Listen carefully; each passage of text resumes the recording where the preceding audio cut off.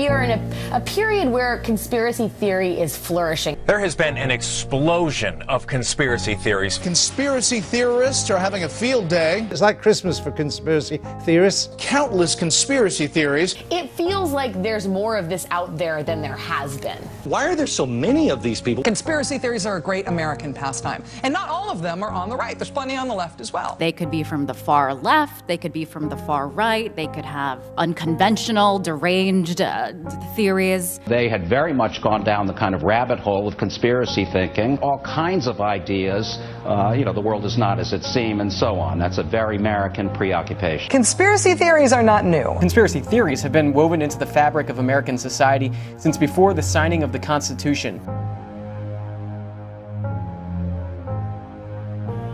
A lot of these conspiracy theories have a presence, or at least a grudging acceptance, within the political mainstream. It's out there. It's become part of pop culture now. I see the pretty mainstream conservative media really flirting with these folks and maybe starting to mainstream some of this craziness, so we maybe won't be able to ignore it. Wingnuts, how the lunatic fringe is hijacking America. The fringe has become the center. The Republican chairman of Homeland Security is writing conspiracy theory letters, and they're convening conspiracy theory hearings, and Republican senators are introducing conspiracy theory legislation. You have politicians who are, repeating conspiracy theories, who are advocating conspiracy theories. The most influential conservative media online is full-on embracing the conspiracy theorists. Every conspiracy theory are all coming together, and they've created this narrative, but it's all out of their talk radio base. It's all out of their right-wing online base, and they've now converged on Congress, and they've pulled them into the conspiracy theorizing too. It's brilliant. Reality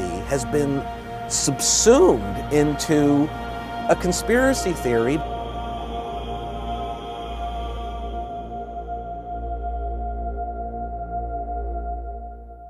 Conspiracy theories are widely publicized in books, magazines, TV shows, movies, and online. Odds are, you're even a conspiracy theorist. Their profound popularity has undoubtedly attracted significant media attention. However, as you will see, the majority of the mainstream coverage concerning conspiracy theories is typically negative, incredibly biased, and disturbingly void of logical, objective analysis. The conspiracy theory term is the establishment's most effective method to dismiss legitimate inquiries, control the parameters of debate, condemn the criticism of authority, deceive the public, and conceal the truth. Are there definitions that we can lay out here? Where does somebody go from asking a legitimate question to becoming a conspiracy theorist? The Merriam-Webster Dictionary defines a conspiracy theory as a theory that explains an event or situation as the result of a secret plan by usually powerful people or groups. A theory is an idea that is intended to explain facts or events, and conspiracy is clearly defined in criminal law as an agreement between two or more persons to commit a crime at some time in the future. Thousands of people are found guilty of conspiracy charges every year in courts around the world because conspiracy is an inevitable component of human nature and society. By definition, conspiracy theory is a neutral term. It doesn't mean anything good or bad, it just means a theory about a conspiracy. However, the media has hijacked the term and uses it in a vastly different way. When someone in the United States says that that's a conspiracy or that's a conspiracy theory, by definition they mean it is irrational, illegitimate, and without proof. When we talk about conspiracy theories, we tend to speak about them in a negative light because the very word conspiracy implies something negative, I think. A conspiracy theory no longer means an event explained by a conspiracy. Instead, it now means any explanation or even a fact that the establishment does not acknowledge or recognize as true. The only real criteria for a subject to be considered as a conspiracy theory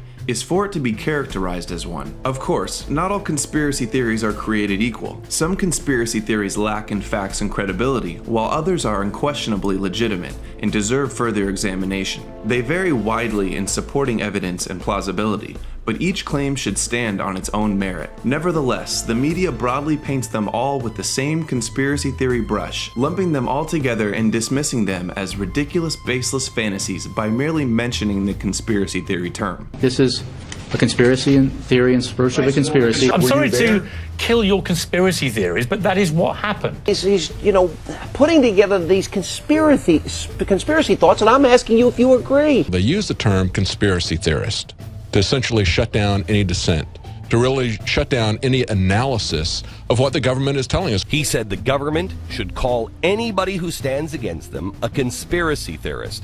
This isn't a conspiracy theory. Kind of an out there conspiracy theory which does not warrant a lot of attention. To discount something as a conspiracy theory is to shut it down without actually answering a question. It's a typical political move. The bottom line is that this is a group that is driven by conspiracy theories about the government. If you know anything about disinformation, if you know how governments discredit other governments and discredit movements, they always say conspiracy theory. It's the first thing you go to because people don't want to be involved with conspiracy theories in any language, in any country. They just don't want to be involved in it. It's just this term that's become this Pavlovian conditioning technique, and once that's thrown out, we've all been trained to run away from whatever subject is being talked about. As long as you can just frame it as conspiracy theory, then you can get people to stop taking a look at it. Outrageous, ridiculous conspiracy theories about how the world works, giving the impression that everyone's running around wearing a tinfoil hat. I was called a conspiracy theorist in the mainstream media, and I know you've been called one too, and I think it's really important to address this pejorative term. This woman, we need to be clear, is an out-and-out lunatic. She's a conspiracy theorist. Telling the truth is not a conspiracy theory. It's just such a cheap shot to shut down debate and critical thinking. The talk show host is Alex Jones. He's a conspiracy theorist. He's kind of like the guru, the king of the conspiracy theorists. He's considered legit among the crazies. Alex Jones, king of the conspiracy theorists. Conspiracy theorists, you relish the word. The king of conspiracy, radio show host Alex Jones. I'm not the king of conspiracy, I'm the king of reality. Conspiracy theorist Alex Jones. Conspiracy theorist Alex Jones. Conspiracy theorists and conservative radio hosts like Alex Jones. They just marginalize him by calling him a conspiracy theorist. I don't know what he is, except a conspiracy theorist. All you've got is shooting your mouth off with that cliched term. They go, you're a conspiracy theorist. They use it as a crutch when you're not intellectually informed. What we have here is a conspiracy theory. Mr. Barrett is a conspiracy theorist. He runs conspiracies. The lamest excuse for an attempt to debunk a conspiracy story that I've ever heard. This guy has absolutely no grasp of any of the evidence. So rather than arguing the evidence with us, they have to attack the messenger. And so he starts claiming that I have a website that has information about conspiracies. And he uses this pejorative term, conspiracy theorist, to try to say that don't listen to what I say. This has nothing to do with the actual evidence of the event that we're talking about. And the reason that he's distracting you and trying to divert your attention away from this case is because that he knows he doesn't have a case. The only response they had was, oh, that's a conspiracy theory. That's literally the best way to not argue someone on a point or facts.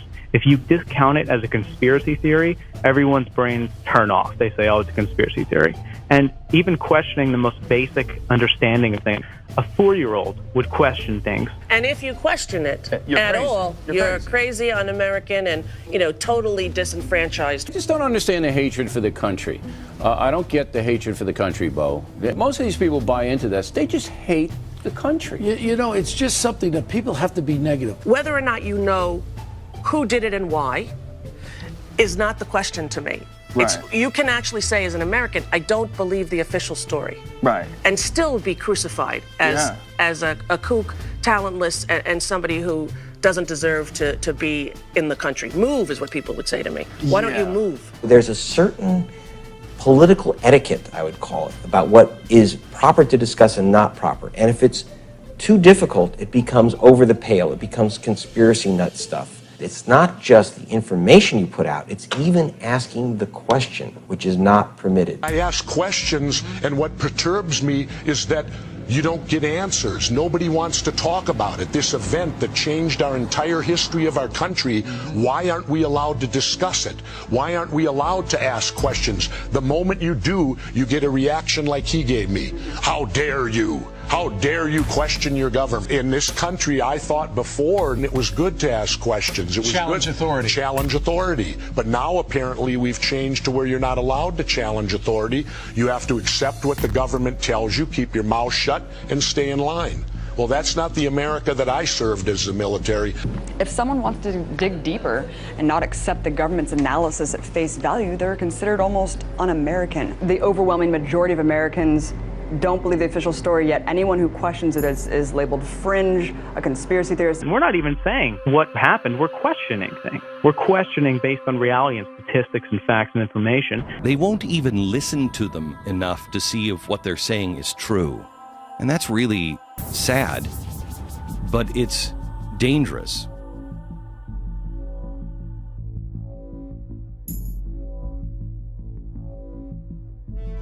Any of those theories that you've heard of at all have any credence? Well, no, frankly.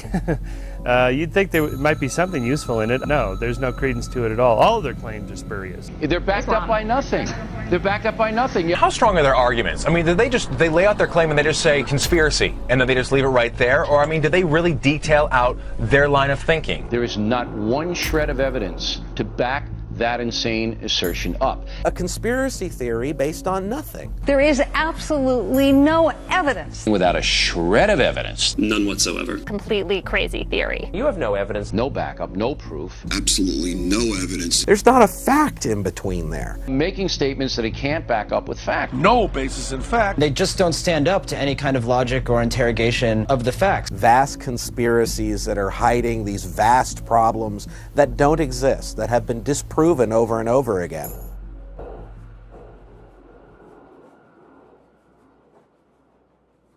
That preposterous theory that's been disproven time and time again. We lined up all of their claims in our special issue and knocked them down one by one. It's all been hackneyed and pulled apart and thoroughly debunked. Conspiracy theories which are not true. Don't give me the conspiracy bullshit. Come on, you're a more intelligent man than that. Come on. I mean, come on. Listen, there has never been a conspiracy in this country. You know, people are just spinning stories.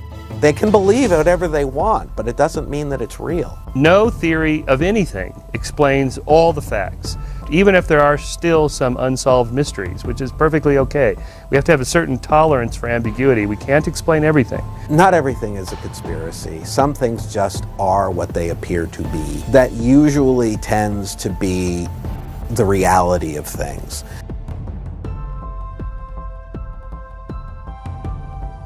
The limits of debate in this country are established before the debate even begins, and everyone else is marginalized. They're made to seem either to be communists or some sort of disloyal person, a kook, there's a word, and now it's conspiracy. See, they've made that something that should not be even entertained for a minute, that powerful people might get together and have a plan.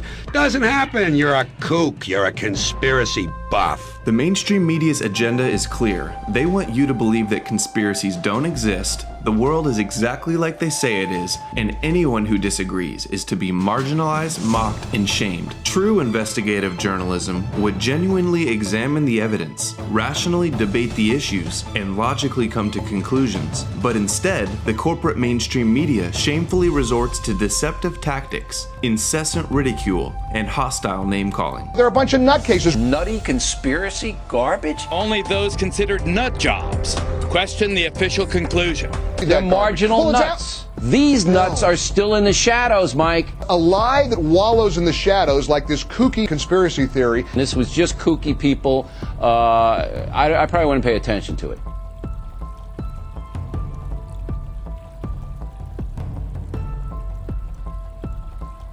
There have always been crazy people who gravitated, if they have schizophrenia, who gravitate toward conspiracy theories. Crazy nut jobs have always been there. All right, the evidence is overwhelming to you because you're a conspiracy nut. He's considered a crank and a kook by most academics. Some nutty college professors are trotting out that nonsense, and apparently some Americans are buying it. Most people think you're a nut. Most people think your views are not even worth listening to. Conspiracy nuts.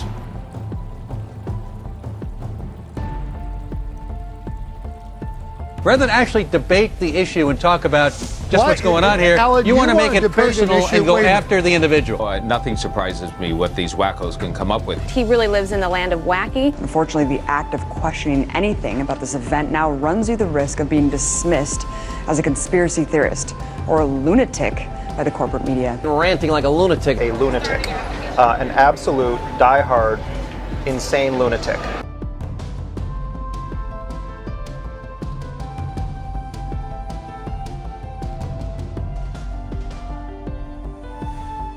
conspiracy theories. It was a real buzzword for loonies. They're idiots. He has the right to be an idiot. I'm trying to get beyond the idiot calling and actually have a conversation with you if that's possible. He is an idiot. Can we believe all right, we've already established that you think he's an idiot. That's your level of debate. Stupid conspiracy theories. They are paranoid. You cannot argue logic to someone who is mentally ill. Just think of them as mental patients. So that's what I do with conspiracy theorists. They're off their rockers. These are the type of people that should not have their hands on weapons. These are the type of people that should not have a platform to speak. These are the people that should be seeking mental help and evaluation. This man has problems.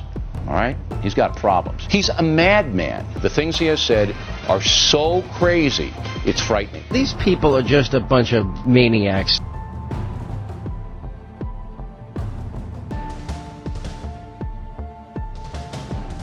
The question is why? Why do people believe these things? Yeah, I spent all day today talking to scholars and academics who have studied conspiracy theories. These are people who are inclined to believe that the government is out to get them anyway. The media is in cahoots with it. These aberrant thoughts about how the government is out to pull the wool over our eyes, if you will. I always believe it's to exercise a level of intelligence over other people, like they know something that you don't. I think you're right. I think it's people who are looking for drama, who have general angst in their lives. They have very little to talk about that's interesting. They feel like they are part of some enlightened fight against the establishment. You see them come to life. They become animated when they talk about these theories and that they're going to persuade me to change my mind into belief. And I think it gives them a sense of authority or power.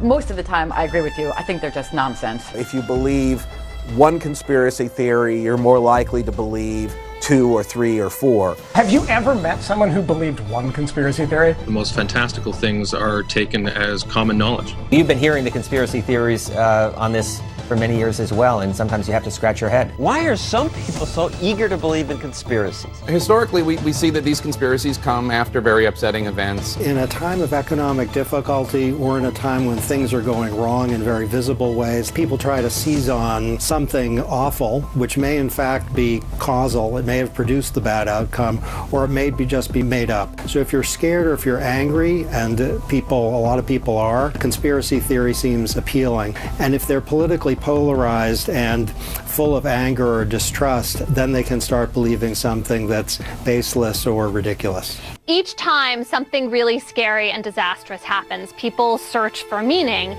And in a way, it kind of helps explain what happened. It explains this tragedy. It kind of gives meaning. It gives them a sense of control over their world, they feel. I think that's why they do it. The assassination of JFK. This has to be something big, comparable to killing a president. Lee Harvey Oswald acting alone, a lone nut, a nobody, that doesn't jive. That feels better to most people. People hate thinking about, in a flash of an eye, terrorist bombers can come in and crash into the World Trade Center. They would rather see that, oh yes, there was always a system. There was always some overriding explanation that can let us make sense of the world. People always want to believe that there's a more powerful explanation for these things. It's not just something went wrong or there's evil people in the world. They want to believe that somebody's more in control, even if it's somebody who they don't like. They want to believe that somebody's sort of pulling the switches. The important thing is to draw a line between people who are fringe groups who believe, for instance, that everything bad that happens in America is part of a massive conspiracy, including September 11th was an inside job, and people who are obsessed about the Kennedy assassination. What fuels these trends of conspiracy? It's because of something called cognitive dissonance. We want to balance our view of the world with the way things should be. Confirmation bias, as psychologists call it, to look for only evidence that supports their theories and disregard anything that says otherwise. These are people who inhabit a media world entirely contained by the internet, fringe sites. They don't read newspapers. They don't listen to the radio. They pretty much just get their news from radicalized websites that they go to on a daily basis. What I call fright-wing politics. It's way beyond left and right. It's really that murky ground of conspiracy theories that's been proliferating on the internet and inciting some people to take it a step too far towards violence. These guys actually believe what they say. The people that are leading the so-called truth movement, the ones I've met, they seem to actually believe it. So. Oh, no, don't get me wrong. I think they do believe it, and which is why I believe these guys are dangerous. I believe these guys are anarchists that are looking to tear us apart. I mean, this is the kind of group that a Timothy McVeigh would come from.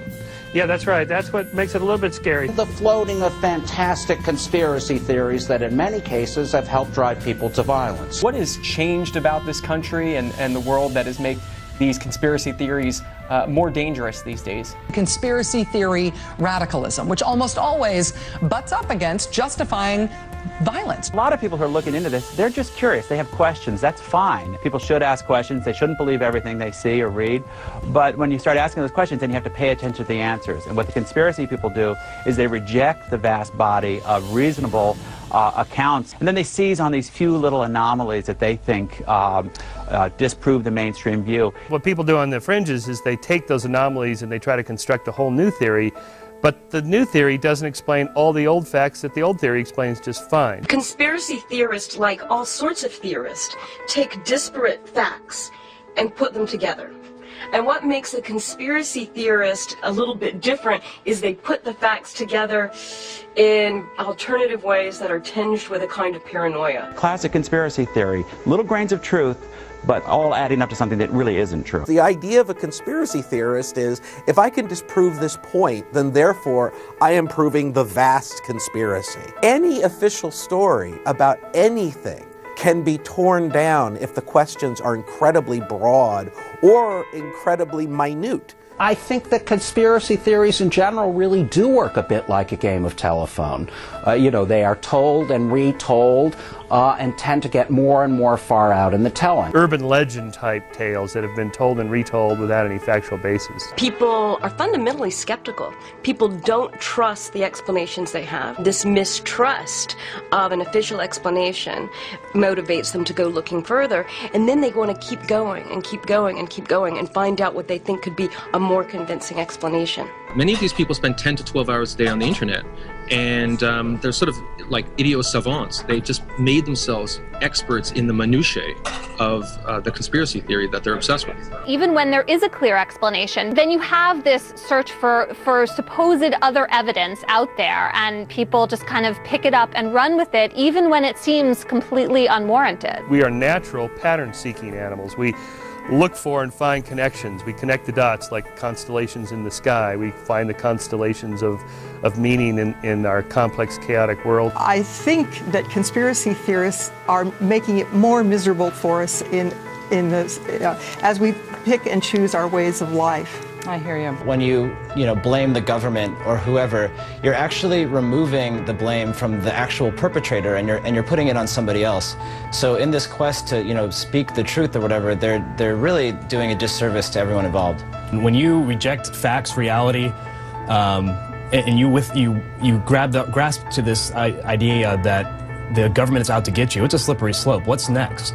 The helicopters that fly over your house, the medevac helicopters, the news helicopters, they're out to get you. You hear this stuff, and it just makes you sick to your stomach. I loathe conspiracy theories. Can't these people give it a rest for one day? I've given up on trying to change conspiracy theorists. They're going to be with us for a long time. When you have policy being shaped by fantasy, you end up with pretty bad policy. When did seeking the truth become a bad thing? And how the pursuit of any kind of facts becomes so objectionable? Look, this dismissal is deliberate.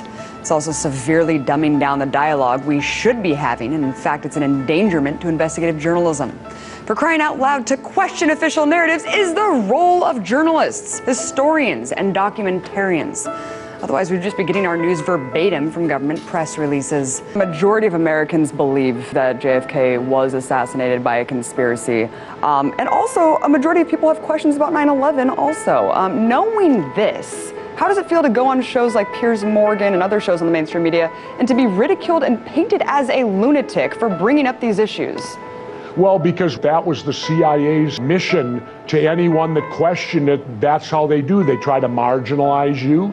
They try to make it seem like you're a conspiracy nut. It's in a CIA memo that you say, conspiracy theory, that's declassified. The CIA, right after they killed Kennedy, put out these talking points. The first documented use of the conspiracy theory term is found in an American Historical Review article published in 1909. But it wasn't until the 1960s that the conspiracy theory phrase acquired its negative connotations and became commonly used as a derogatory, pejorative slur. Conspiracy theory's negative associations can be traced back to political scientist Richard Hofstadter's 1964 article in Harper's Magazine, where he suggested conspiracy theories stem from the paranoid style in American politics. However, it was the CIA who ultimately weaponized the term when it was adopted as the fundamental component in their propaganda campaign to oppose conspiracy theories. In 1967, the CIA essentially weaponized the conspiracy theory term and engaged in information warfare when it sent a detailed memo to all of its bureaus titled Countering Criticisms of the Warren Commission Report, which was the government's official investigation into the JFK assassination. The memo begins with the CIA expressing their concerns, stating that from the day of President Kennedy's assassination on, there has been speculation about the responsibility for his murder in a new wave of books and articles criticizing the commission's findings. Critics speculating as to the existence of some kind of conspiracy, implying the Warren Commission was involved, and that Vice President Lyndon B. Johnson himself benefited and was in some way responsible for the assassination.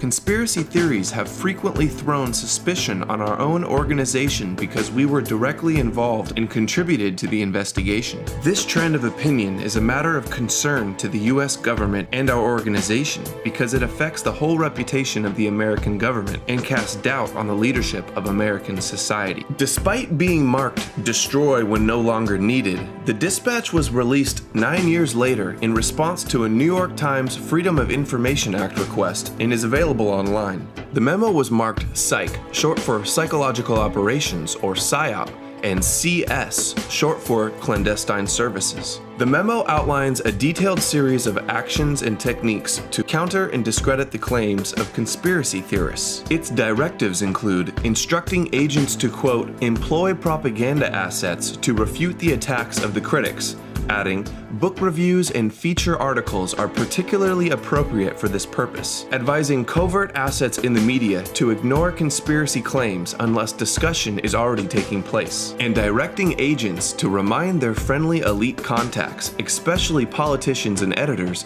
of the Warren Commission's integrity and urge them to use their influence to discourage unfounded and irresponsible speculation. CIA document 1035-960 further outlines additional talking points to counter conspiratorial arguments, stating, the following arguments should be useful. Claim the charges of the critics are without serious foundation and based on unreliable eyewitness testimony. Claim that it would be impossible to conceal such a large-scale conspiracy. I don't believe in conspiracies because nobody keeps anything secret.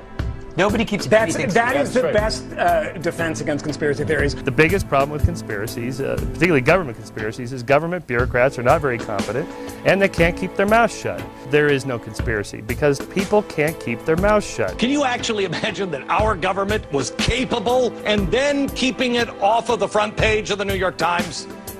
No. It would be a conspiracy of thousands of people all over the world. Wouldn't it leak? Wouldn't some of those people be eager to talk about it? Wouldn't we in the media love to put it on the front page? Wouldn't it be a big headline? Don't you think that the fact that it's not on the front page means it's probably not true? And they look at me and they just don't believe I don't convince them. If something like this was going on, I promise you, someone would be blowing the whistle. Claim that further speculative discussion only plays into the hands of the opposition. Billionaire businessman Mark Cuban, the owner of the Dallas Mavericks basketball team, is putting up money to distribute a 9/11 conspiracy film, and it's awful, you know that. The film is going to be used by American haters all over the world, and decent people should be outraged. It's not a free speech argument. It's basically you give the enemies of America all over the world who play to uninformed bigotry, you give them another tool in which to hurt America. What bothers me more is the jihadists and those in the other parts of the world are going to use it and also point to Mark Cuban and say, look and see what happened. The Americans did it to themselves. We're innocent. We didn't do anything. Blame the Jews. Blame America. Yes, free speech, but I got to tell you something. This will be used by America's enemies as propaganda. This is dangerous propaganda. It would not have happened in World War II. This is going to get Americans killed. No, it's not. If Mark Cuban had done this in World War II, Franklin Delano Roosevelt would have thrown his butt in jail. People who support that also are giving aid and comfort to the enemy Yeah. who wants to kill stop with the aid and Americans. comfort to the enemy. Claim that, quote, no significant new evidence has emerged. It's the same old stuff, the same old points, nothing new. If you've got evidence, show us, but there's been no new evidence in 8 years.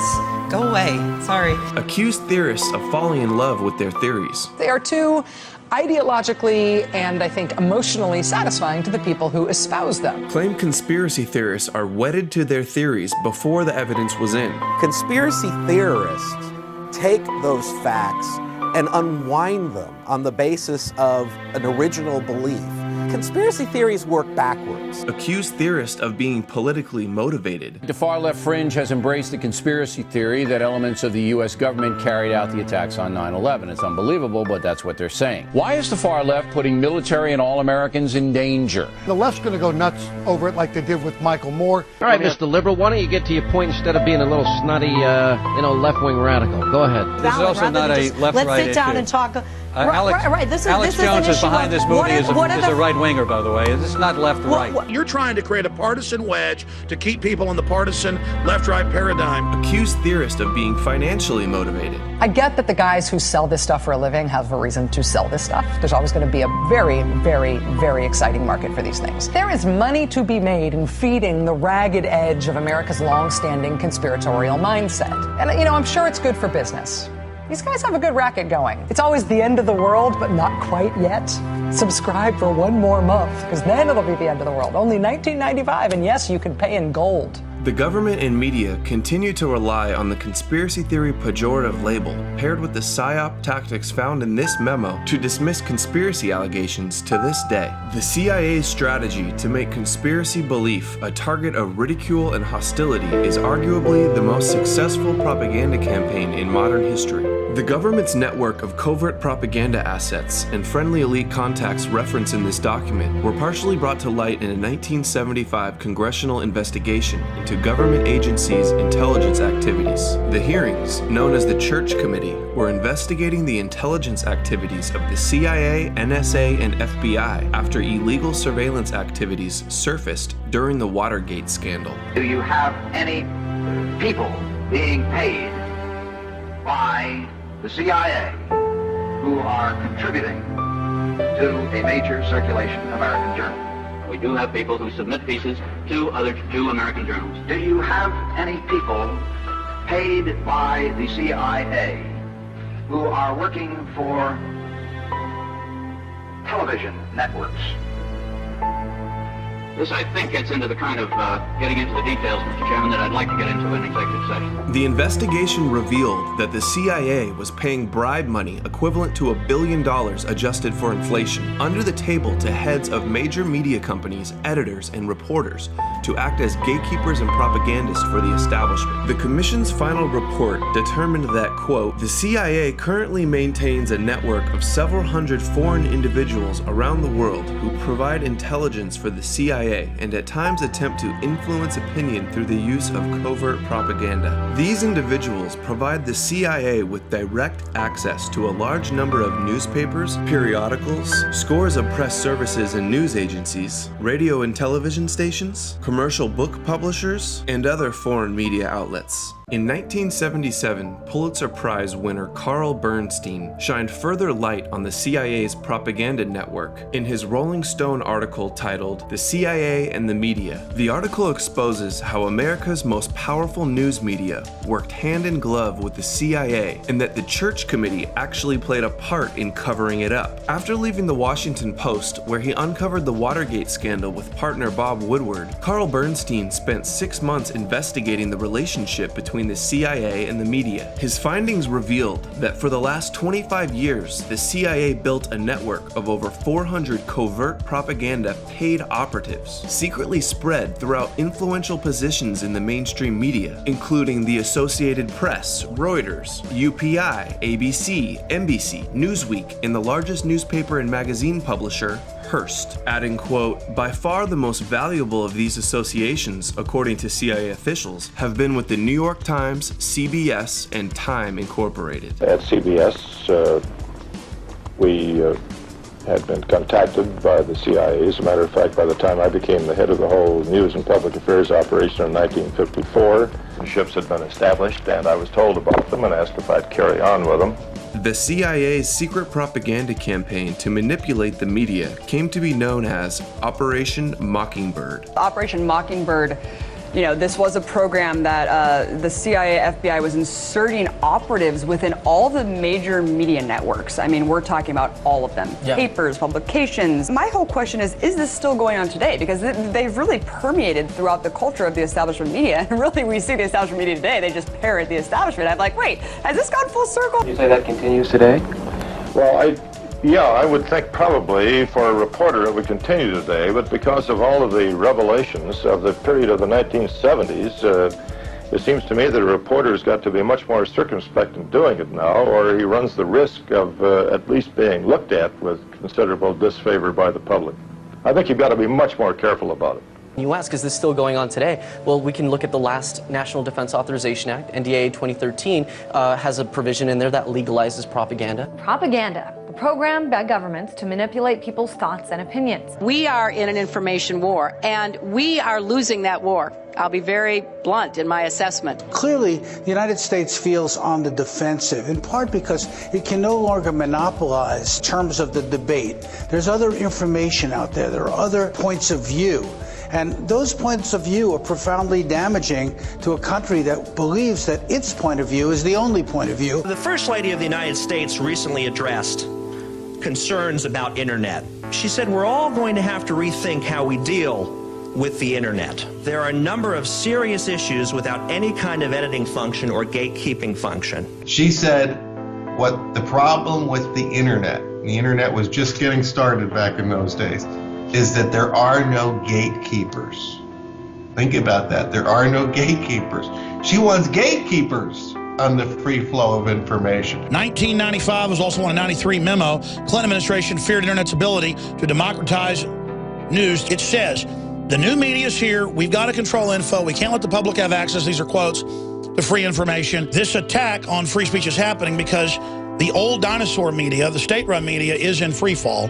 You have a perfect storm of state-run media and government wanting to control information. If you look at where a lot of the work originates, where the first things come out on the internet, some of them tend to be these political fringe sites, and yet they're treated by much of the media as if they're somehow credible, that a quote from one of those sites is no different than something from the New York Times. We've got to have the media call anyone that questions us conspiracy theorists, and any media that's not the Washington Post or New York Times is a conspiracy theory. They want to set the Overton window. They want to set the parameters of debate where only what MSNBC says or CNN says with White House talking points is the acceptable political discussion. They knew what the internet meant for them. And they were conspiring like the Soviet Union to kill it in its crib.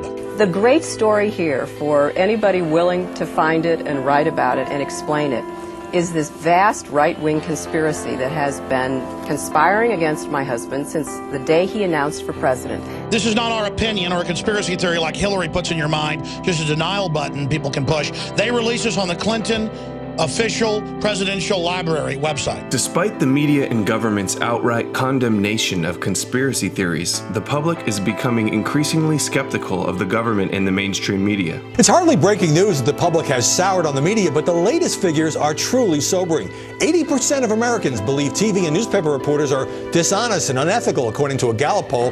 80%, putting them barely ahead of car salesmen and members of Congress. Faith in American institutions is at an all-time low. We've told you this for years now. According to a new Gallup poll, American distrust of the news media reached an all-time high this year. The establishment openly admits they fear the alternative information provided by independent news online because it threatens the corporate media's monopoly over information. In recent decades, worldwide social change has experienced unprecedented historical acceleration, particularly because instant mass communications, such as radio, television, and the internet, cumulatively have been stimulating a universal awakening of mass political consciousness. The resulting widespread rise in worldwide populist activism is proving inimical is proving inimical to external domination of the kind that prevailed in the age of colonialism and imperialism. Persistent and highly motivated populist resistance of politically awakened and historically resentful peoples to external control has proven to be increasingly difficult to suppress. In earlier times, it was easier to control 1 million people, literally. It was easier to control 1 million people than physically to kill 1 million people. Today, it is infinitely easier to kill 1 million people than to control 1 million people. It is easier to kill than to control. The mainstream media's response is to aggressively attack the internet. Unlike in the past where we had fax networks and shortwave radio, we now have the internet. The internet is full of nutty theories. Conspiracy theories, the web of course is full of them. That murky ground of conspiracy theories that's been proliferating on the internet. It's been bubbling up kind of from the fringes for years and gradually making headway into the mainstream. On the internet it started, right? On the internet. I think that this internet stuff with this access now that people have has made more crazy people, because people who are borderline crazy now go in there and become crazy. You can get your crazy opinion heard. They have wild ideas, and it's because they've been just talking to each other, and it doesn't have to be factual anymore. If you have everybody that's surrounding you believes the same thing, it becomes an alternative reality for you. By using the internet to mobilize people that feel displaced, that feel like they've been on the outskirts of society, and give them a place where they can find a sense of belonging and maybe make a difference in their own way. And it's a problem, and we see that it's effective. We see that they are shaping the discussion online, on message boards, on Twitter, on social media. And the internet, you know, we thought that it would be this place where you know, it's wonderful in a lot of ways because a lot of different viewpoints and a lot of different people have a voice like never before. But unfortunately, it's provided a forum where disinformation, false theories, people that are just trying to make a name for themselves, bloggers or whatever, that have absolutely no accountability for the truth, are able to rile up a mass amount of people online. It provides this voice for fringe voices, extremists. The platform that it provides for fringe and radical views. Alternative media, and thanks to the internet, it fuels these things. People begin to presume that these conspiracies are in fact true as they're, you know, introduced to this on a daily basis. You repeat it over and over and over again, and suddenly the conspiratorial theories begin to take on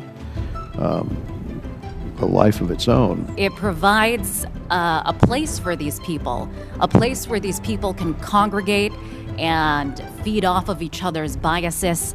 It's almost like a community that is almost like a cult, I would say, that is formed online, and they mobilize. They find a home. They find a place where they're heard, and they find a sense of belonging. They find an outlet where they can a platform to voice their deranged views. The extreme fringe is given a platform for what otherwise would not be considered reputable television.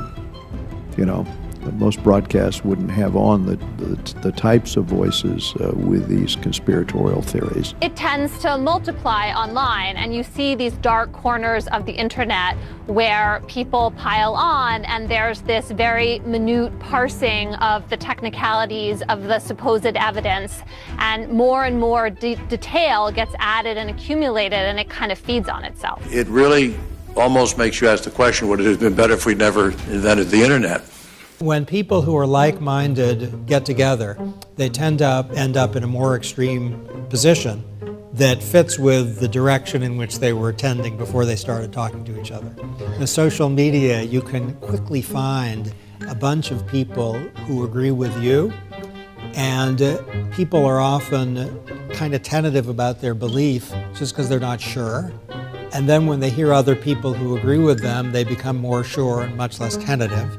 The fact that you can find like-minded others in a heartbeat, that's a problem. The establishment's solution to this terrible conspiracy theory problem was revealed by this man, Harvard law professor Cass Sunstein. In 2008, shortly before being appointed by Obama to the cabinet-level position commonly referred to as the Information Czar, Sunstein published an essay out of Harvard Law School titled Conspiracy Theory. He prefaces the 30-page white paper with a warning that those who subscribe to conspiracy theories may create serious risks, including risks of violence, and the existence of such theories raises significant challenges for policy and law. He writes that his objective is to understand the mechanisms by which conspiracy theories rise, spread, and prosper, whether to ignore or rebut a conspiracy theory, and to understand how such theories might be undermined, and to offer recommendations for governmental actions. Sunstein begins with the claim that conspiracy theorists typically suffer from crippled epistemology, meaning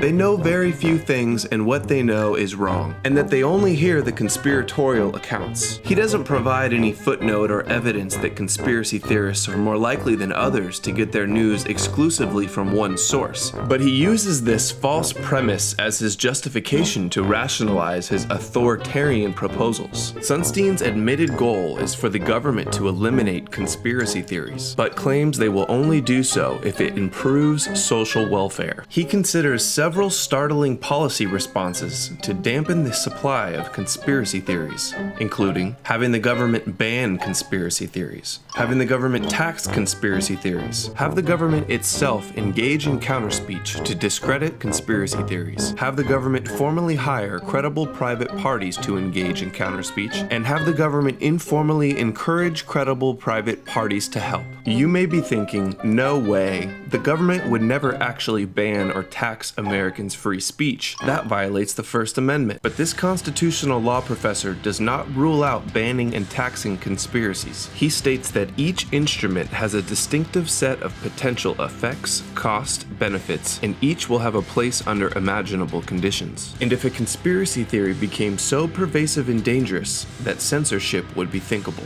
wouldn't you just love to hear what circumstances Sunstein believes would justify repealing the First Amendment? Sunstein ultimately determines that his main policy recommendation is for the government to engage in what he calls cognitive infiltration. He defines cognitive infiltration as introducing diverse viewpoints and new factual assumptions into the hardcore extremist groups that propagate conspiracy theories. In other words, he wants government agents or their allies acting either virtually or in real space, and either openly or anonymously, to undermine the crippled epistemology of those who subscribe to conspiracy theories by planting doubts about their theories and thereby introducing beneficial cognitive diversity. Sunstein suggests that government agents and their allies enter chat rooms, online social networks, or even real space groups and attempt to undermine conspiracy theories by raising doubts about their factual premises, casual logic, or implications for political action, adding that government officials would participate anonymously or even with false identities because government cannot be seen to control the independent experts. Although government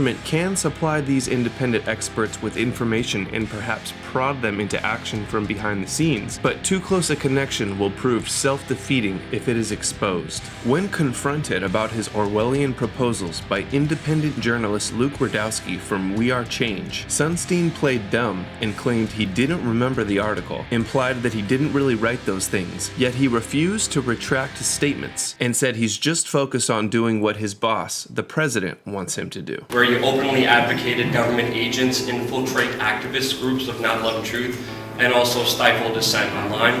I was wondering, why do you think it's the government's job, or why do you think the government should go after family members who have questions about 9/11, responders who were lied to about the air, survivors whose testimony commits, and also government whistleblowers that were gagged because they released information that contradicts the official story?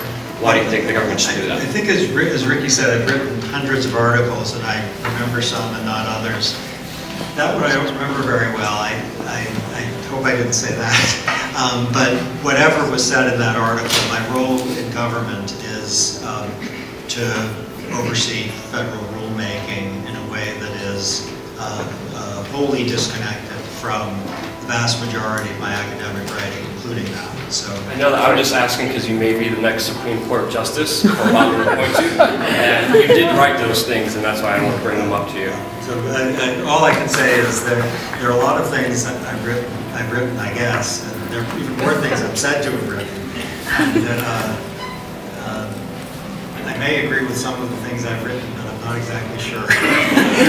Focus on what my boss wants me to do. I just want to know, is it safe to say that you retract saying that conspiracy theorists should be banned or taxed for having an opinion online? Is it safe to say that? I don't remember the article very well, so I hope I didn't say either of those things. But you did, and it's written. Do you retract them? I'm focused on my job. So you're not retracting that? Do you still believe that? Do you still believe that people shouldn't have freedom of speech? Thanks very much. Yeah, I'm happy to talk about this, by the way. I can go on the record. He's the man who wrote about it.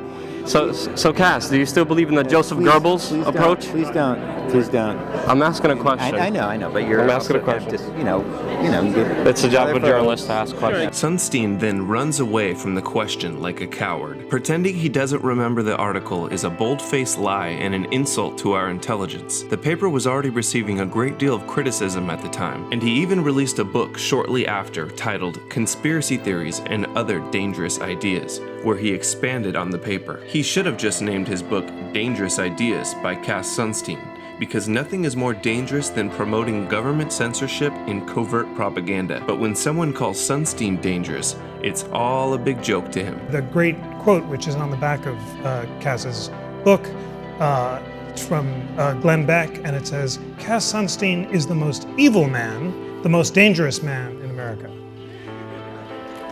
Bravo. You can't do better than that for an introduction.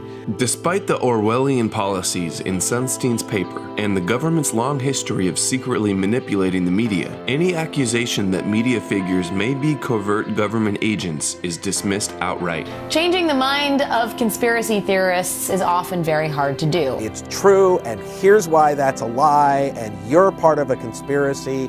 And so it ended up that when you gave them evidence to the contrary, they believed the original theory even more. Conspiracy theorists believe that the agents of the conspiracy have unusual powers, so that apparently contrary evidence can be seen as a product of the conspiracy itself. They assume that's all just, government plants or something. It's hard to fix it because it has a self-sealing quality. Anything can be folded into the original conspiracy. Of course, the denial is part of the conspiracy. It's very hard to break a conspiracy theory. Joining me now is Harvard Law School professor and author of the new book, Conspiracy Theories and Other Dangerous Ideas, the man himself, Cass Sunstein. Cass, am I to believe it's you, or is it just a hologram that appears to be you? Well, it's me, but of course I would say that. Right, exactly. In your book, you write about just how hard it is to debunk conspiracy theories, because those who believe in them, and I will quote you, are unlikely to give respectful attention to the debunkers who in their eyes may after all be agents or dupes of those responsible for the conspiracy in the first place. Sunstein criticizes conspiracy theorists for suspecting that people in the media are government agents, yet that is exactly what he is proposing. His hypocrisy is astounding. Sunstein's recommendations for the government to cognitively infiltrate conspiracy theory groups online with government propaganda was evidently put into place by the United States Defense Advanced Research Projects Agency, DARPA. In 2011, DARPA unveiled its Social Media and Strategic Communication program with a solicitation on fedbizops.gov for innovative research proposals and emerging technologies to improve its methods of detecting and conducting propaganda campaigns in social media. Through the program, DARPA seeks to develop tools to help identify misinformation or deception campaigns and counter them with truthful information, reducing adversaries' ability to manipulate events. They are basically asking for new technologies to carry out Cass Sunstein's call for cognitive infiltration of conspiracy groups. However, the concept concept of manipulating public opinion with online propaganda did not originate with Sunstein. It is a common propaganda tactic practiced by governments and corporations around the world. It has been reported that Israel pays college students to promote the Zionist agenda. China pays commenters to spin bad news to shape public opinion. Russia also has their army of trolls. Even Canada is involved. So is it okay to have the government monitor social media conversations and then to wade in and correct some of those conversations? In 2014, NSA whistleblower Edward Snowden leaked documents to journalist Glenn Greenwald. The leaks contained presentation slides from the United Kingdom's Government Communications Headquarters, which is the British equivalent of the NSA. The documents reveal that the government has been systematically attempting to control, infiltrate, manipulate, and warp online discourse through a previously secret unit known as the Joint Threat Research Intelligence Group, or JTRIG. The document received from the Joint Threat Research Intelligence Group is, quote, "The Art of Deception, Training for Online Covert Operations." Oh boy, this ought to be good. They've got the memos internally from how they do it, and of course, the Five Eyes all participate in this intelligence gathering operations together. So if Britain does it, as they're doing it here, will they share that information and with the U.S. and the other Five Eyes? Yes. And if you don't know the Five Eyes, that's the U.S., Britain, New Zealand, Australia, and Canada. It's what they call themselves. It's their intelligence groups working together. Hey, what can you do in Britain? What can you do in Australia and America? How can we violate each other's laws without having to do it ourselves and get our hands dirty? In this case, they do it with propaganda. And people have crazy conspiracy theories. They have a manual for how to do it. Using online techniques to make something happen in the real or cyber world. Information ops, influence or disruption, technical disruption, known in GCHQ as online covert action, the 4 Ds: deny, disrupt, degrade, deceive. Under the title Online Covert Action, the documents detail a variety of means to engage in influence and info ops, as well as disruption and computer net attack, while dissecting how human beings can be manipulated using leaders, trust, obedience, and compliance. In other words, they have a manual on how to get you to bow your head. And one of the keys to that is to get trusted leaders in the media to say, no, this is right, the government is right, now everybody comply. In this slide, you'll see highlighted conspiracy stories, plant some of those online, etc. Use, on the right-hand side, you see hindsight bias, confirmation bias, anchoring and priming targets to believe a certain thing, and then confirm their bias already, etc. They have all these psychological tactics to get you to believe things that aren't true. But my favorite is at the bottom there. Propaganda. Branding, marketing. They know they're doing propaganda. They have a manual that says do propaganda in the media. And one of the things they do is they get thought leaders in the media to totally agree with the government, use compliance, obedience, and social networks. This is Propaganda 101 manual. We've literally got it now. Now we know exactly what the government's up to. So when you see this online, know that that's exactly where it comes from. It's scary stuff, man, that this is what our government is now doing. The British government and all the Five Eyes that cooperate with them. Big Brother is here, and he's got some unbelievable propaganda headed in your direction. The establishment has been waging war on conspiracy theories and the truth for decades, and the media and internet have been thoroughly infiltrated. It's literally a conspiracy against conspiracy theories. Two of the biggest conspiracies the establishment attempts to dismiss by labeling conspiracy theory are the New World Order global government conspiracy and the 9/11 attacks.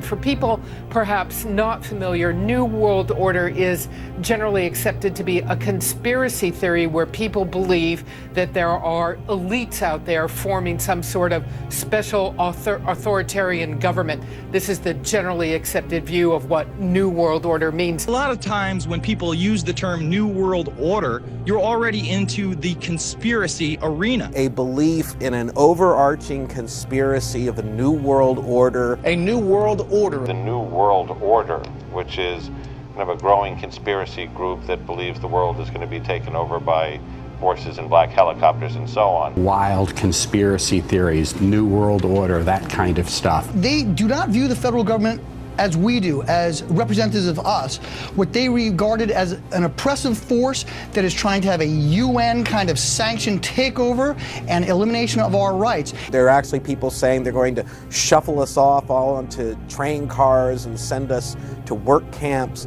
I mean, it's crazy stuff. Conspiracy theory, the idea that the government is secretly plotting to impose martial law, to take Americans' guns away from them, to throw anyone who resists into concentration camps that have been built by FEMA secretly, and ultimately to force the United States into a kind of socialistic one-world government, the so-called New World Order. The New World Order, fiat currency, the adoption of fiat money, meaning paper money that is not backed by gold.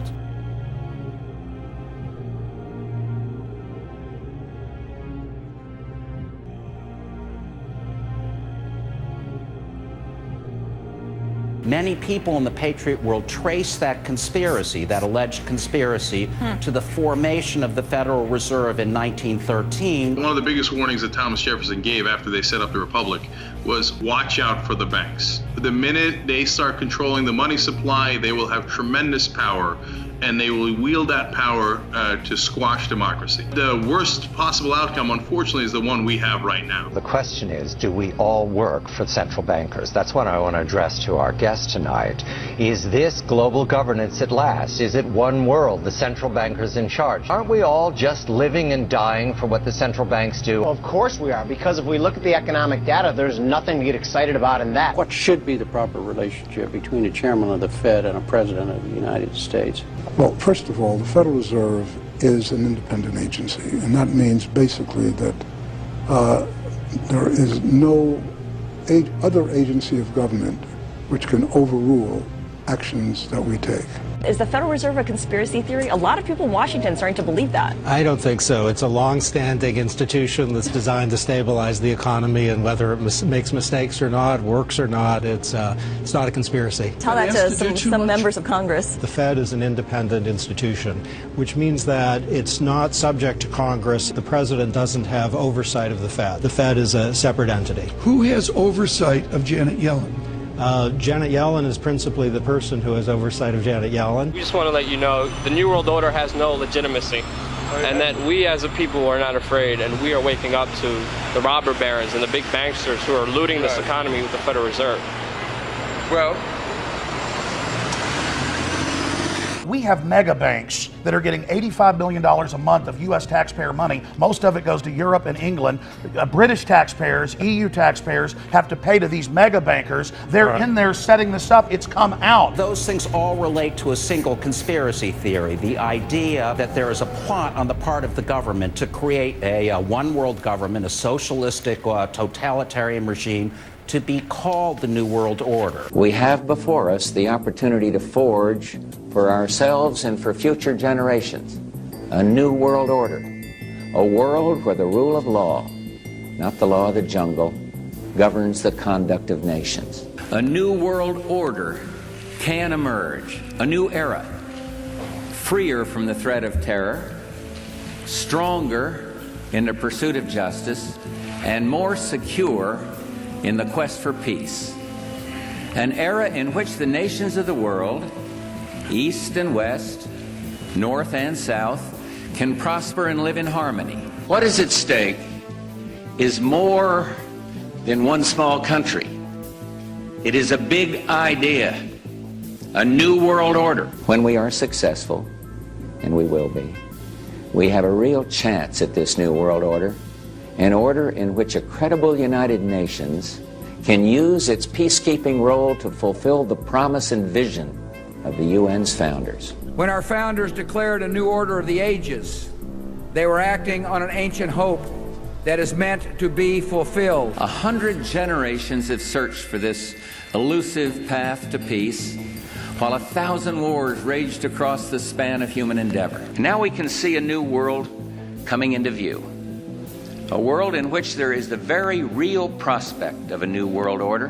What you had there was a statement of something that was, a very coherent statement of the reality of modern economies that had the word the words world order in it, which is unfortunate because those words are now buzzwords for conspiracy. We are in a global economy. Nothing will stop that. Jumping from there to this vast new world order conspiracy, there's not a fact in between there. There is a chance for the President of the United States to use this disaster to carry out what his father, a phrase his father used, I think, only once, and hasn't been used since, and that is a new world order. And those people who have been yelling, oh, the UN's going to take over global conspiracy government. Theorists. They've been crazy, but now they're right. Yeah, well, when Geithner's... It's happening. There also exists an extraordinary opportunity to form for the first time in history a truly global society. So that the problem of the Bush presidency will be the emergence of a new international order. Within the next 4 years, we will see the emergence of a new international order. The beginning of a new international order. After 1989, President Bush said, and it's a phrase that I often use myself, that we needed a new world order. I think his task will be to develop an overall strategy for America in this period when really a new world order can be created. It's a great opportunity. It isn't just a crisis. President Obama and British Prime Minister Gordon today calling for a new world order to tackle our global economic crisis. Could it be the beginning of a beautiful friendship, a global new deal, a new world order? And the president outlined his vision of a new world order in which the U.S. would participate fully. We've got to give them a stake in creating the kind of world order that I think all of us would like to see. The affirmative task we have now is to actually create a new world order. A new world order! Never before has a new world order had to be assembled from so many different perceptions, or on so global a scale. And this present window of opportunity during which a truly peaceful and interdependent world order might be built will not be here for too long. Already there are powerful forces at work that threaten to destroy all of our hopes and efforts to erect an enduring structure of global cooperation. David Rockefeller admits to building a new world order in his book Memoirs, chapter 27, titled Proud Internationalists, where he writes, quote, "Some even believe we are part of a secret cabal working against the best interest of the United States, characterizing my family and me as internationalists, and of conspiring with others around the world to build a more integrated global political and economic structure. One world, if you will. If that's the charge, I stand guilty, and I am proud of it. Proud internationalist." Rockefeller, come back. We don't want your new world order, you know? Rockefeller, we know what you're doing. We know what you're doing to the world. Rockefeller, your new world order will never come in. You're running out of time. We don't want your world government. Leave Chile right now. Your world government will fail. You guys think you guys can run things. You can't. I'm telling you right now, national sovereignty will prevail. You guys will never have a new world order. I'm just here to deliver that message right here. It's not so much as a sinister conspiracy, it's just knowledge is out there. If we look for it, you'll realize that our national sovereignty is under threat. I see it's a conspiracy in the sense that some people believe in globalism, some people believe in the North American Union. I don't. It used to be more secretive. You know, the New World Order was talked about 30 or 40 years ago, and nobody would say it out and open. Now they talk about the New World Order, so it's not as secretive and it's not as conspiratorial as it was 50 or 60 years ago. People believe in internationalism, and I think they're very sincere. They just think the world would be better off if we had one world government. Right. I don't. I mean, I don't even like the size of our federal government, let alone one world government. I want government to be local. Now, I risk sounding like a conspiracy theorist, but it's no longer a theory. What I'm about to say is fact. The secret organizations of the world power elite are no longer secret. They have planned and are now leading us into a one-world communist government. Through organizations such as the Council on Foreign Relations, the Royal Institute for International Affairs, the Trilateral Commission, the Bilderberg Group, and many others, they have consolidated power on a mass level and are moving towards a world government. On the outskirts of the national capital today, black limousines with darkened windows converged on a hotel where private security guards imposed ironclad control. The limos carried royalty, political power brokers, and industrial titans to a secret meeting that will last all weekend. It's known as the Bilderberg Group. Could their objective be world domination? Bohemian Club in California, where every year at this time, the elite from around the country get together for 2.5 weeks of fun and games. What is the Bohemian Grove? Well, it's a kind of summer camp for the powerful, an all-male gathering in great secrecy. Each year, guests like Henry Kissinger or Zbigniew Brzezinski address members on their areas of expertise. There are rituals, bonfires, and the burning of effigies. The motto of the Bohemian Club is "Weaving spiders, come not here." Simply put, that tells members to leave their business and political deals at home and simply have a good time. But some people say with this much power and this much money located in one place, there is more to the Bohemian Club than campfires and canoeing. Major decisions are being made there outside of the democratic processes. So this is one of the main meeting houses. There is a very pro-world government, anti-national sovereignty sentiment running through it. And so they bring the media, the top Hollywood people together, the head of banking, the academia, with government. And basically, it is a huge networking event where they try to cement this global agenda. I consider yourself a Catholic, but what happens when you worship Moloch at the Bohemian Grove?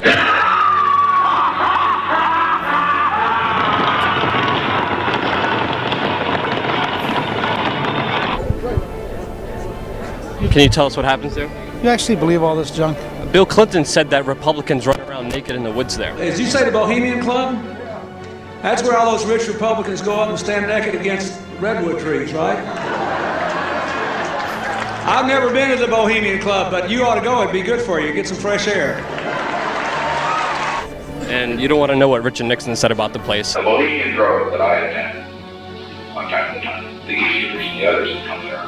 But it is the most faggot goddamn thing you can ever imagine in San Francisco crowd because it's just terrible. I mean, I never want to shake hands with anybody in San Francisco. That's the place you attended. It's a secret society. Can you tell us at least who invited you? You know, it's nice to know that there's some people who have fantasy lives that have nothing to touch with. Nice to have had you. Bye-bye. You can't answer the question. You're going to open up on the Bohemian Grove. Bye-bye. You might as well just answer the question. It's going to be a lot easier. People are just going to, it's going to be on YouTube. People are just going to speculate that there's something wrong unless you tell us there's nothing wrong. Come on. Come on. I'm just trying to be transparent and open. That's all I'm trying to do, Newt. And you're kind of making yourself look kind of guilty. Have you been there for the ceremony with the cremation of care? Frankly, I don't think that's something I need to talk to you about. Really? That's right. Well, I'm Alex Jones, and I snuck in there in 2000. I'm the guy that blew it wide open and got the video. It's been on national TV. Well, I disrespect you for that. You do? I do. But there's a lot of big public officials going in there. Don't we deserve to know? I don't know anything about you, and I don't know anything about your film. But if you go in there with an understanding, you violated that understanding by releasing that film, and I don't respect you for that. Really? I'm sorry. You took an understanding when you went in there that you would not do that film. And did you have an understanding when you went in there? No. Did you crash it? Yes. Yeah, and it has no trespassing signs there too, doesn't it? No, they put them up after. Oh, I'm sorry. I'm sorry, sir. I've been there before. I know what the circumstances are, and I'm sorry you violated the understandings. That was not a gentlemanly thing to do. But what about the ritual? Is the ritual gentlemanly?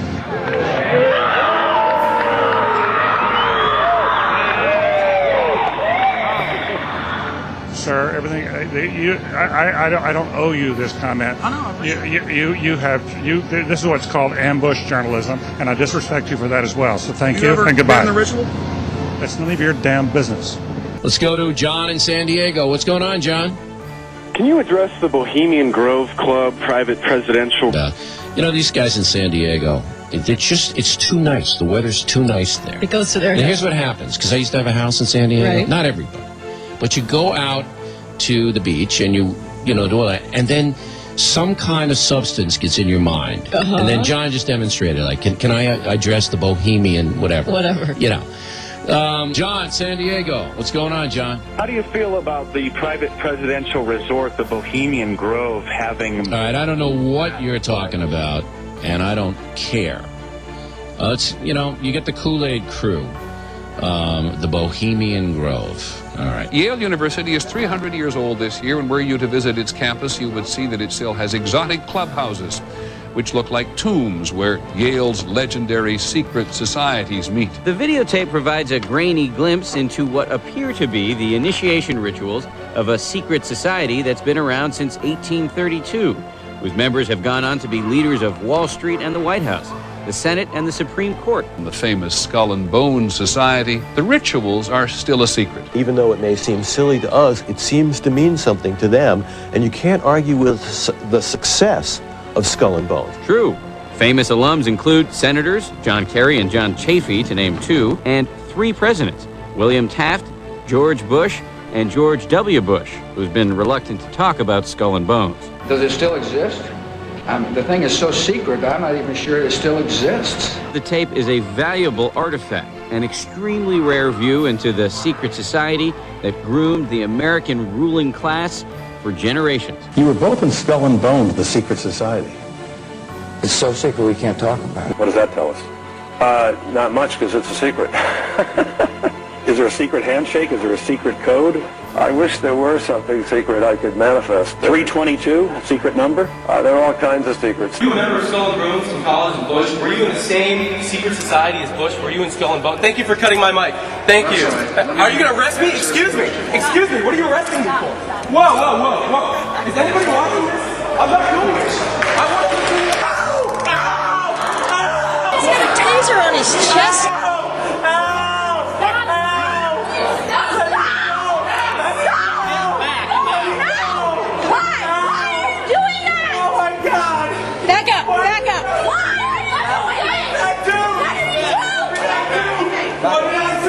Did y'all hear what he asked John Kerry to get himself tasered?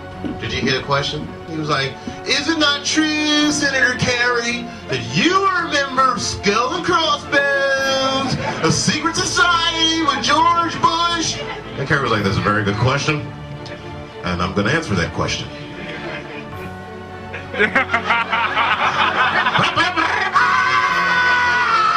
What does that mean for America?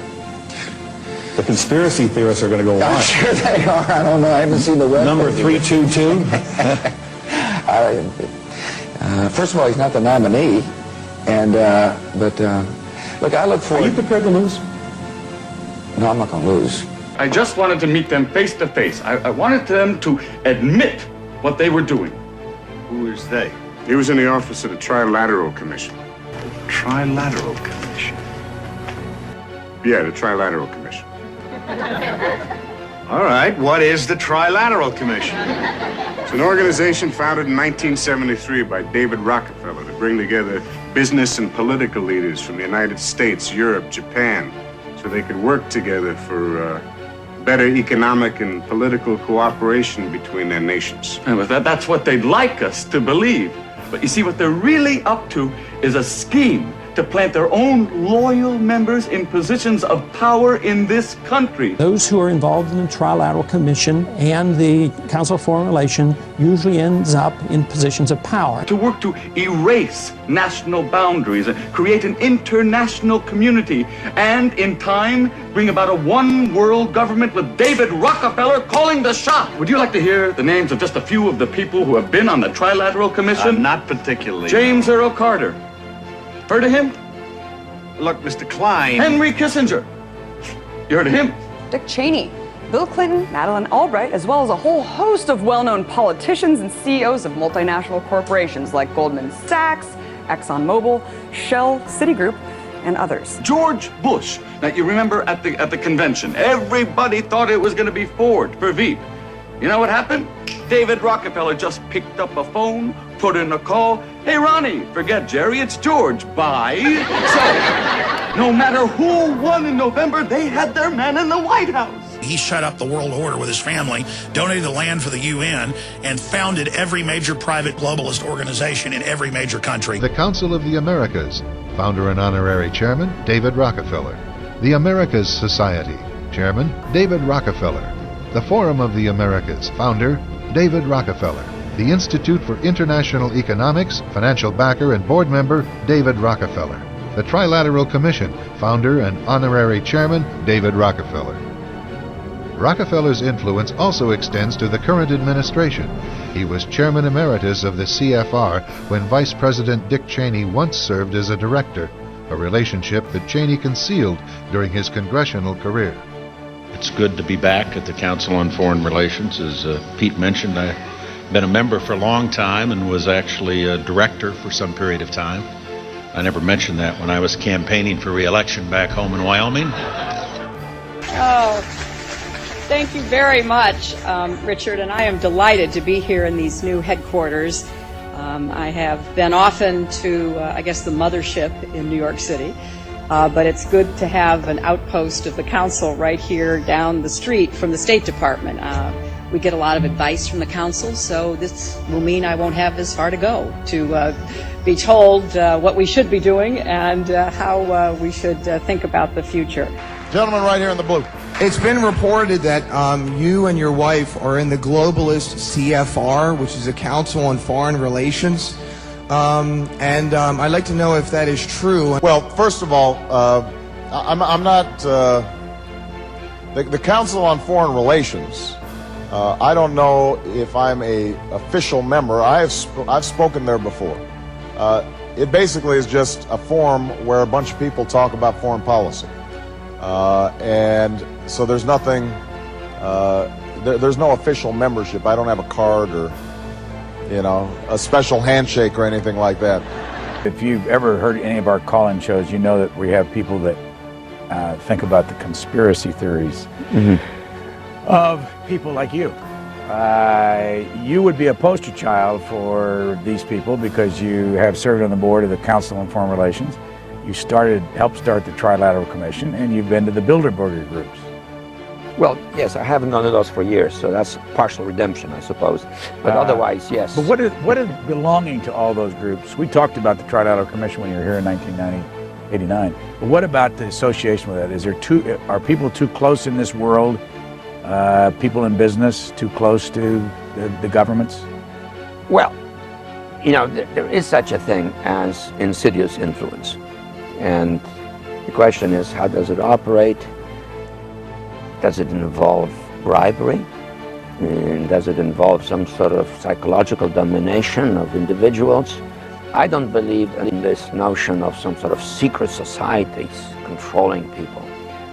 But of course, in any political system, there are sort of over-the-table and under-the-table arrangements. How do the American people know that 9/11 was a stage, was engineered by you, David Rockefeller, the Trilateral Commission, the CFR, and Bilderberg Group, sir? How do you know it was a stage? Okay. It's a question. Answer my question.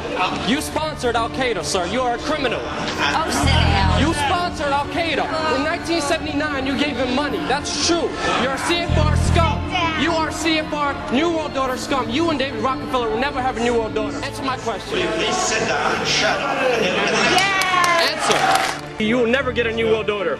Never. National sovereignty will prevail. The New World Order is going down, sir. You can laugh. Wake up, people.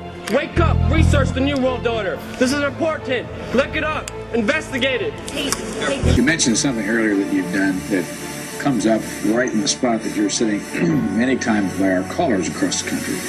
And that is a suspicion that there is a conspiracy afoot through the Trilateral Commission and the Council on Foreign Relations. You ran the Trilateral Commission for how long? About 3 years, I think. Something like that, 3 years. Not only did I run it, I helped to found it and organize it with David Rockefeller. So if any of our viewers are conspiracy-minded, here is one of the conspirators.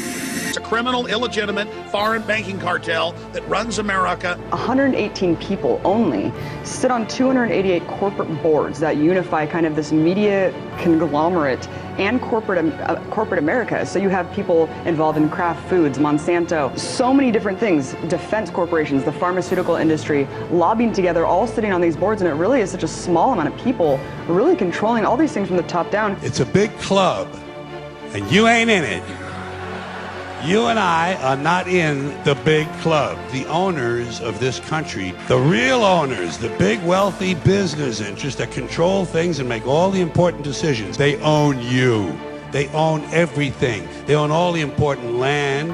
They own and control the corporations. They've long since bought and paid for the Senate, the Congress, the state houses, the city halls. They got the judges in their back pockets, and they own all the big media companies, so they control just about all of the news and information you get to hear. They got you by the balls. Hundreds of mainstream news articles a week are saying there is a new world order, a global government. It will be run by the very banks that are collapsing society by design. Here is Time Magazine headline, New World Order, and they say a new bank of the world will rule the United States. Here is the Financial Times of London, and now for a world government is the headline. They're openly announcing that the banks will rule the planet. The ultimate goal that these people have in mind is the goal to create a one world government run by the banking industry, run by the bankers. I met Rockefeller through a female attorney I knew who called me up one day and said, one of the Rockefellers would like to meet you. I said, sure, I'd love to meet him.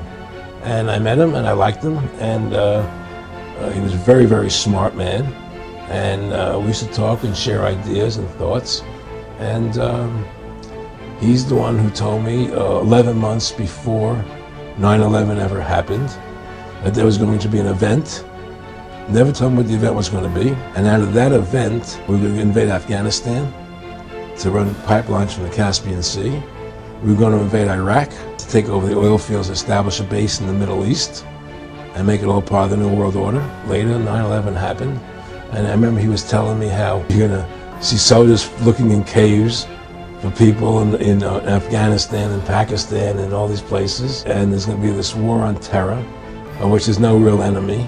And the whole thing is a giant hoax. But it's a way for the government to take over the American people. He told you it was going to be a hoax. Oh, yeah. Oh, yeah. There's no question. He says, there's going to be war on terror. And he's just laughing. 9/11 was done by people in our own government and our own banking system to perpetuate the fear of the American people and to subordinating themselves to anything the government wants them to do. That's what it's about, and to create this war, this endless war on terror. And that's why and that was the first lie. And the next lie was going into Iraq to get Saddam Hussein out with his weapons of mass destruction. Look, this whole war on terror is a fraud. It's a farce. It's very difficult to say it out loud because people are intimidated against saying it. Because if you say it, they want to make you into a nutcase. It was 9/11 that allowed this war on terror to begin. And until we get to the bottom root of 9/11, the truth of 9/11, we'll never know about the war on terror. I have trouble believing this, but a new poll by Scripps Howard and the University of Ohio says 36% of Americans believe it is likely or somewhat likely that the U.S. government either assisted in the 9/11 attacks or did nothing to stop them. Let us never tolerate outrageous conspiracy theories concerning the attacks of September the 11th. Malicious lies that attempt to shift the blame away from the terrorists themselves, away from the guilty. Are you one of those that was an inside job, guys? Well, let me tell you something. An inside job? How dare you? How dare you? 9/11 was not an inside job. It was an Osama bin Laden job with 19 people from Saudi Arabia.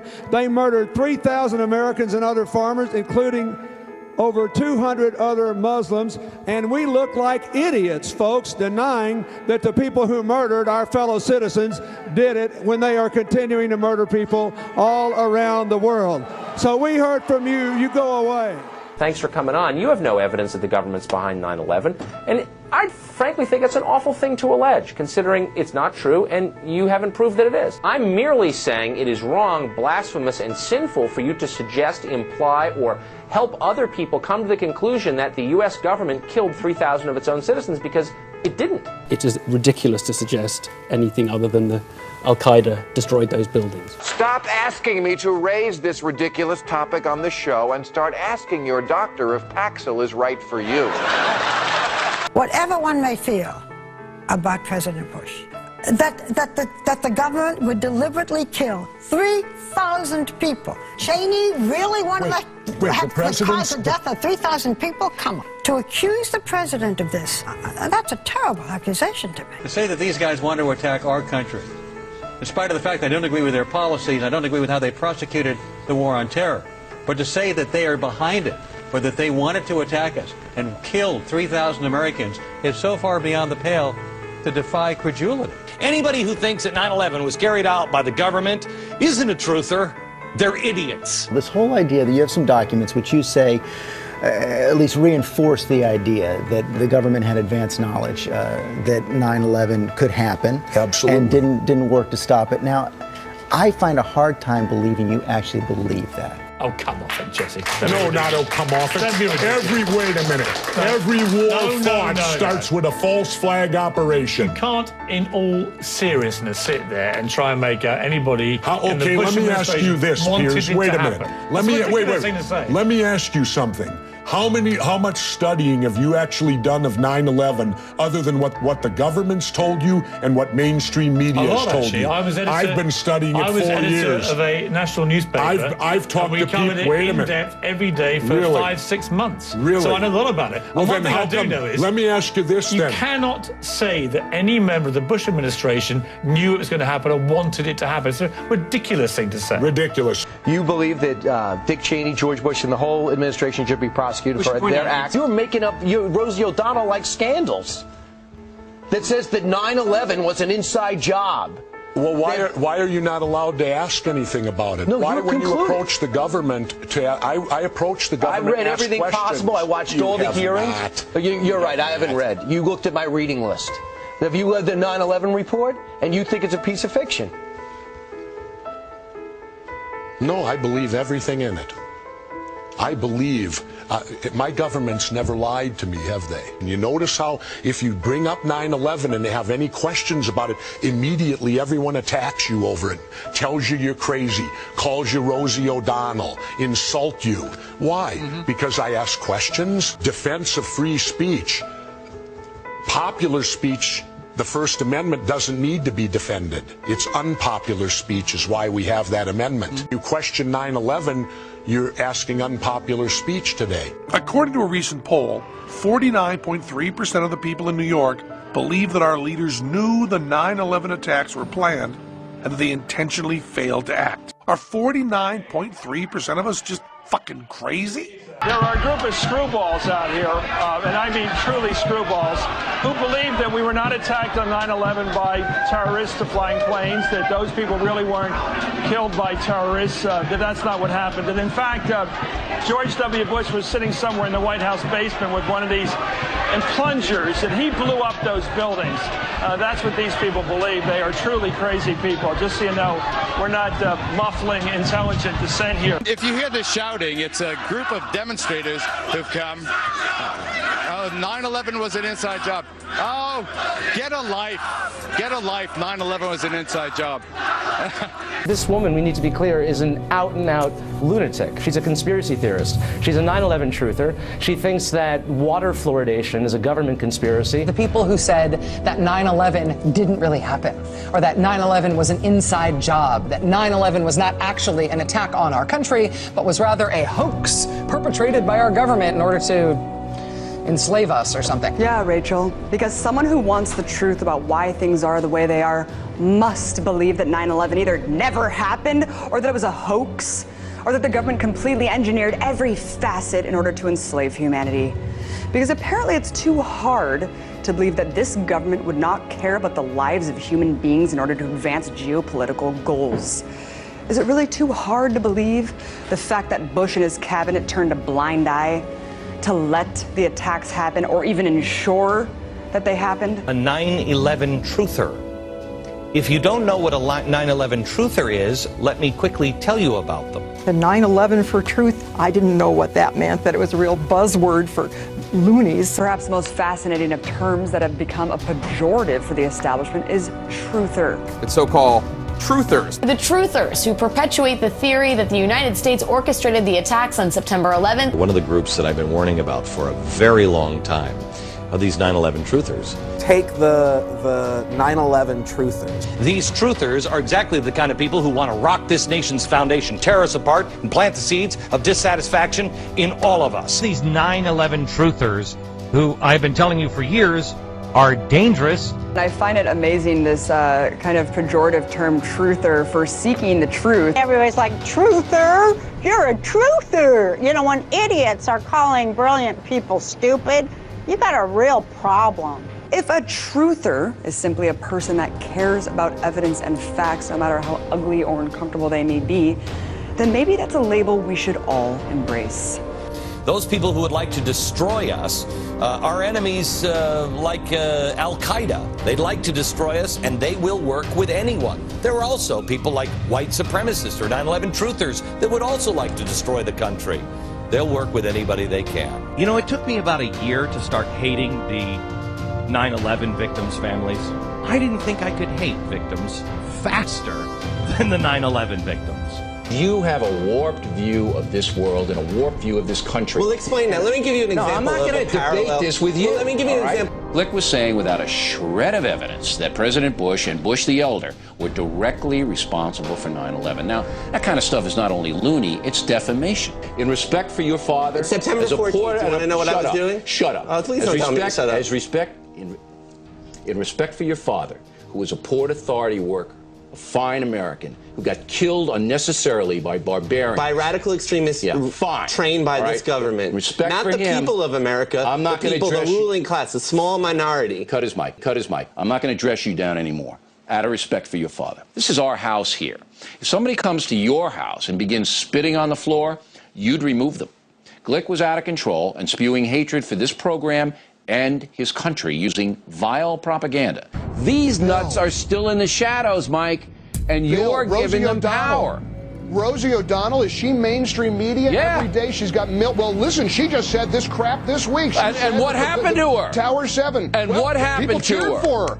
Her audience cheered for her, and people said, boy, Rosie's onto something. Tower 7 fell because we blew it up. I mean, these screwballs are among us, Bill. Rosie's not going to be on that forum much longer because of what she's doing here. Do you believe that the government had anything to do with the attack of 9/11? Do you believe in a conspiracy in terms of the attack of 9/11? I do believe that it defies physics for the World Trade Center Tower 7, Building 7, which collapsed in on itself. It is impossible for a building to fall the way it fell without explosives being involved. World Trade Center 7. World Trader 1 and 2 got hit by planes. 7, miraculously, the first time in history, it is physically impossible. And who do you think is responsible for that? I have no idea. But to say that we don't know that it imploded and it was an implosion and a demolition is beyond ignorant. Look at the films, get a physics expert here from Yale, from Harvard, pick the school. It defies reason. Let's get one. Let's get one, because that I would do it. Is the unthinkable.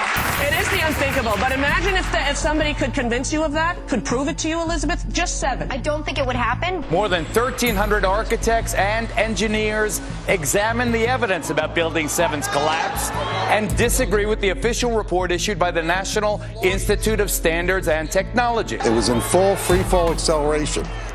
That is impossible because in a natural collapse, columns would have to buckle.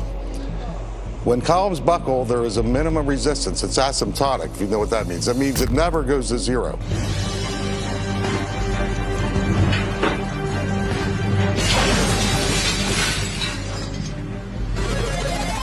Five sheets of glass were broken in that test. Danielle and Ivan, you guessed correctly, and you each received 1 point. The only thing that I've found that is even similar to what we're doing are people who are trying to disprove 9/11 being a terrorist attack. I have literally found probably 10 websites using an example of dropping a bowling ball through panes of glass to explain why the Twin Towers is a conspiracy. You're going to guess your way through this? I did not guess. I was up till 3 in the morning. Looking up conspiracy theories. So it's impossible. You can't reach. So here's what, I guess in layman's terms, to just get my hands here, Peter. So what he's saying is that the top floor collapses, hits the next floor, hits the next floor, hits the next floor. So it's bang, bang, bang, bang. The weight of the upper floors. It would slow down. What I'm trying to say is it was in full free fall acceleration. All of its potential energy was being converted Instead of to what motion. I just described, the thing just collapsed like a pancake. Newton's third law of motion, which states that for every action, there is an equal and opposite reaction. This means that two opposing forces will neutralize each other. In a head-on collision, the two cars absorb each other's kinetic energy and transform it into physical deformation or damage. After that, the system comes to a rest, as there is no more energy to be dissipated. The top section, pushing on the bottom section, it's going to meet equal forces as it goes. Both sections are going to be demolished at the same rate. So by the time you've crushed up 15 stories below it, the top 15 stories are also going to be crushed.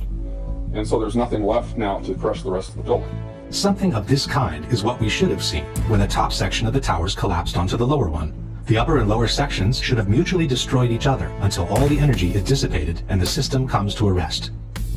Alternatively, as shown in this experiment with 2 towers made of snow, the top section could have fallen off to the side after the initial collapse.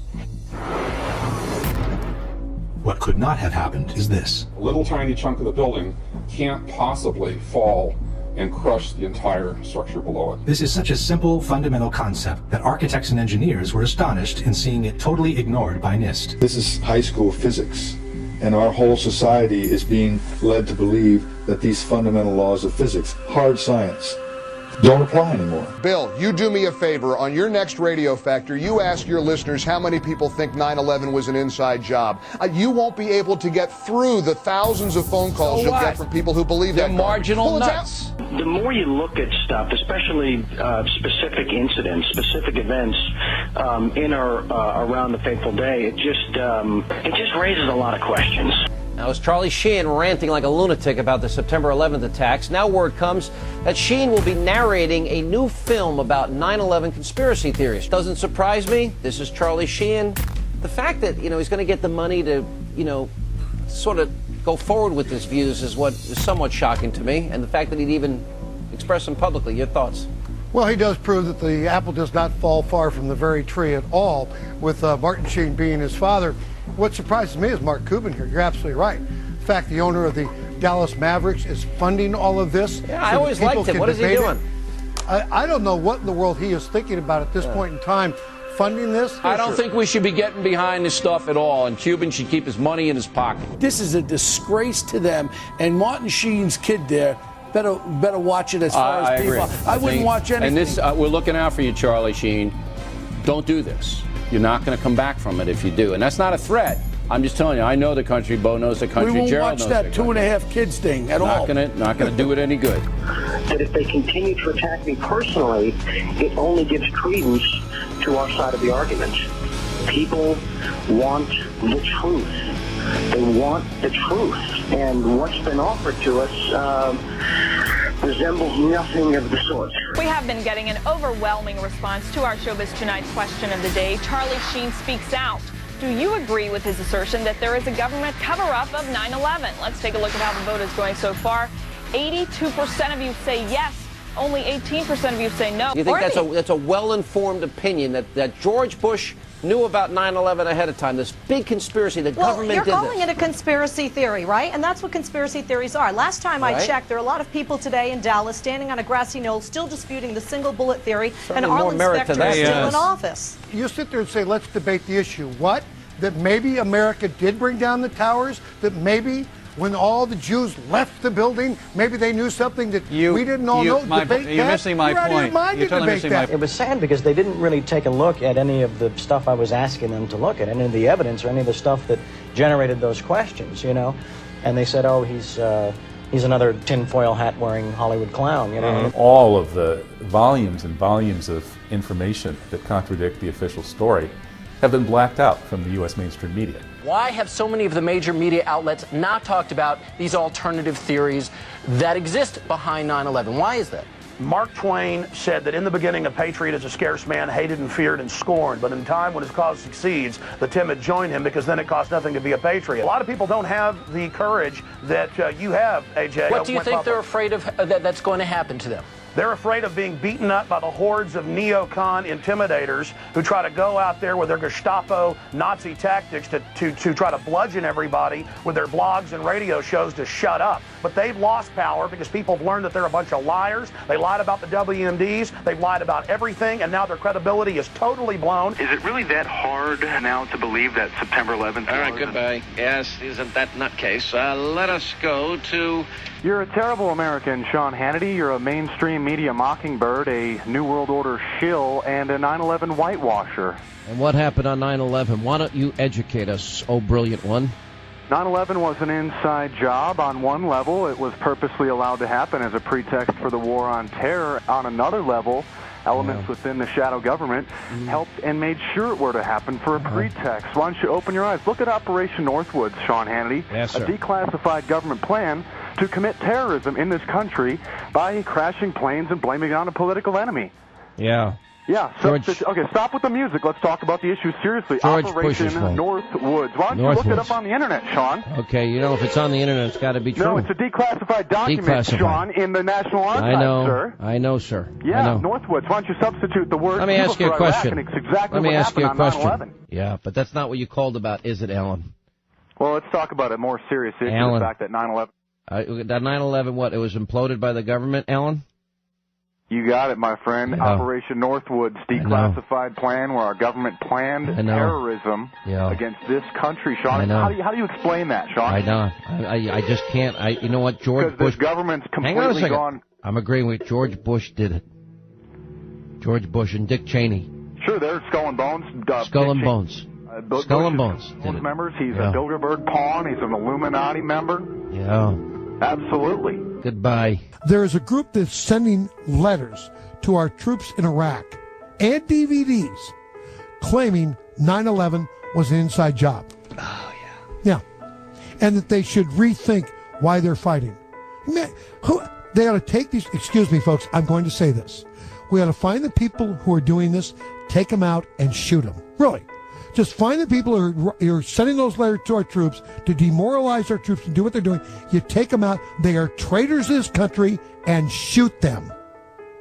You have a problem with that? Deal with it. But anybody who would do that doesn't deserve to live. You shoot them. You call them traitors. That's what they are. And you shoot them dead. I'll pay for the bullet. Mark Dice, the founder of The Resistance, which he calls a media watchdog group, says that the U.S. government was responsible for the September 11th terrorist attacks and that the armed forces should know it. I think that it's very beneficial that we inform them as to the true circumstances that got them in the situation that they're in.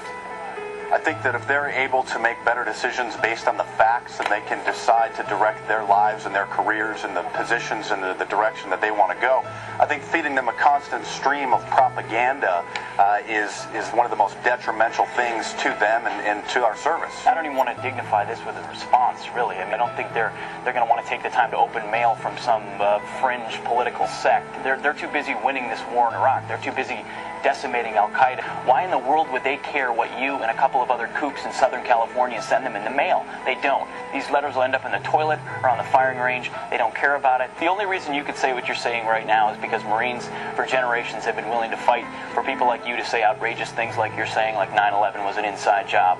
How about you take Mark Dice out and put him in the middle of the firing range? Tie him to a post, don't blindfold him, let it rip and have some fun with Mark Dice. These people are just, folks, I'm telling you, outrageous. Instead of immediately investigating the monumental failure in government, the Bush administration opposed any probe into the attacks for well over a year until mounting pressure from the victims' family members forced the issue to be addressed. President Bush signed legislation today creating an independent commission to investigate the September 11th attack on America. The president named a supporter, Dr. Henry Kissinger, Secretary of State in the Nixon and Ford administrations, to head the panel. He has a penchant for secrecy, which is not what's needed here. Several family members approached Kissinger and requested a meeting at his office in New York. Prior to the meeting, Kristen Breitweiser conducted a thorough investigation of Kissinger's potential conflicts of interest. Lori asked some very pointed questions. Would you have any Saudi American clients that you would like to tell us about? And he was very uncomfortable, kind of twisting and turning on the couch. And then she asked whether he had any clients by the name of Bin Laden. And he just about fell off his couch.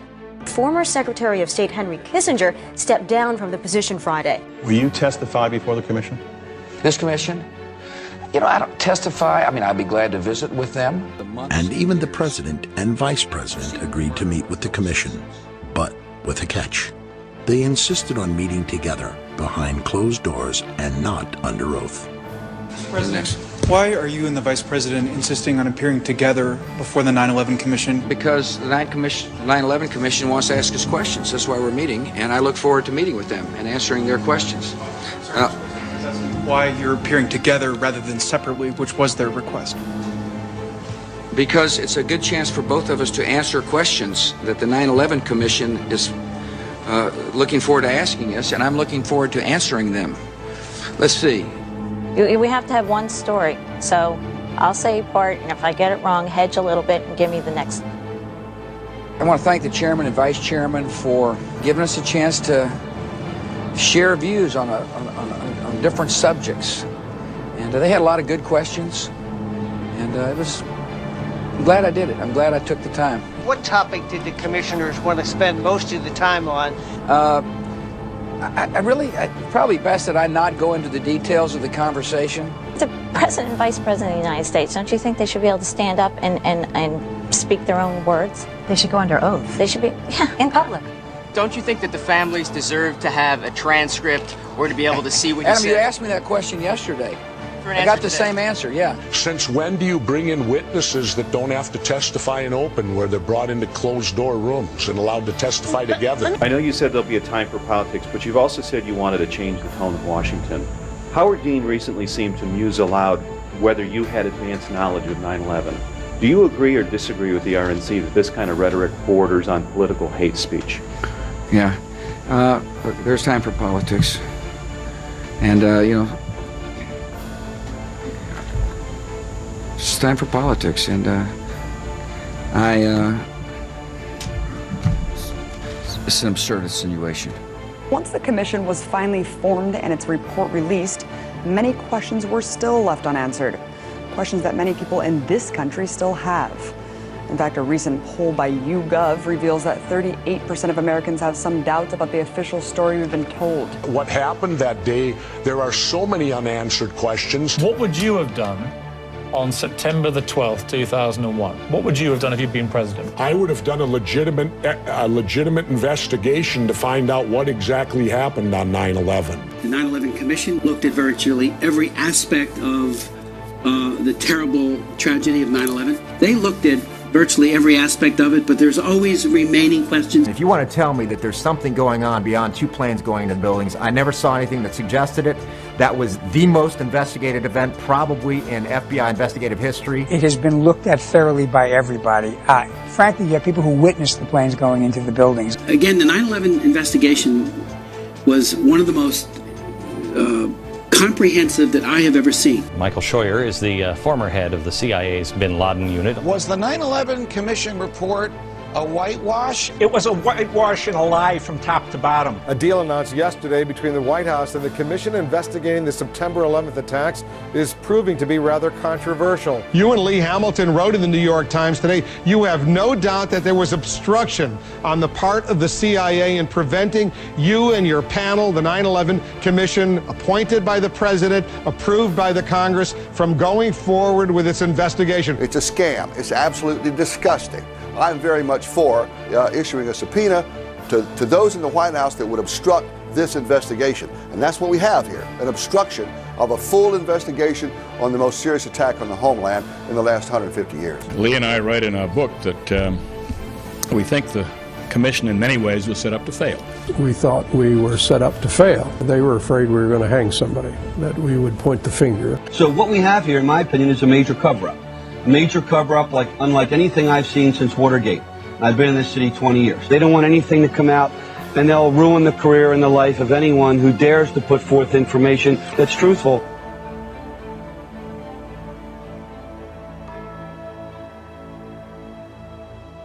This is an attempt to prevent the American people from knowing the facts about how we could have prevented 9/11, and people are covering it up today. And we can't let it stand. So there's nothing reputable about that commission report. It's a piece of fiction. It should be discarded. It's omissions and lies. We are more than a decade after the tragedy of 9/11.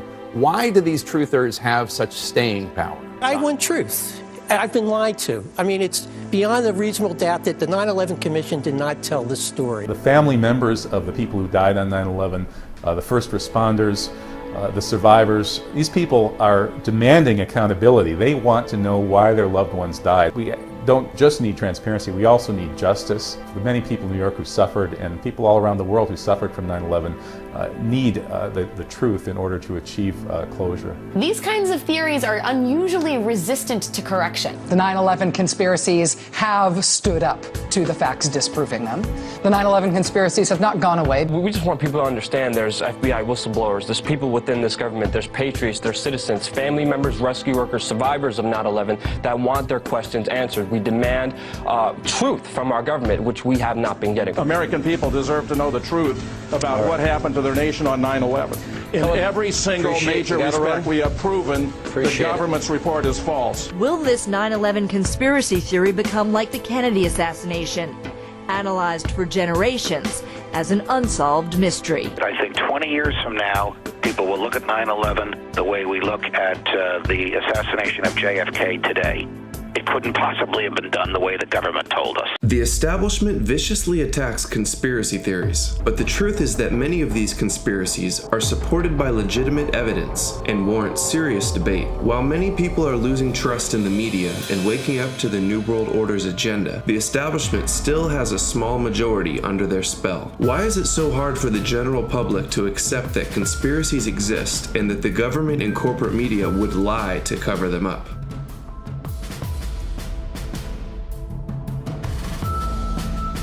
Have to understand, most of these people are not ready to be unplugged.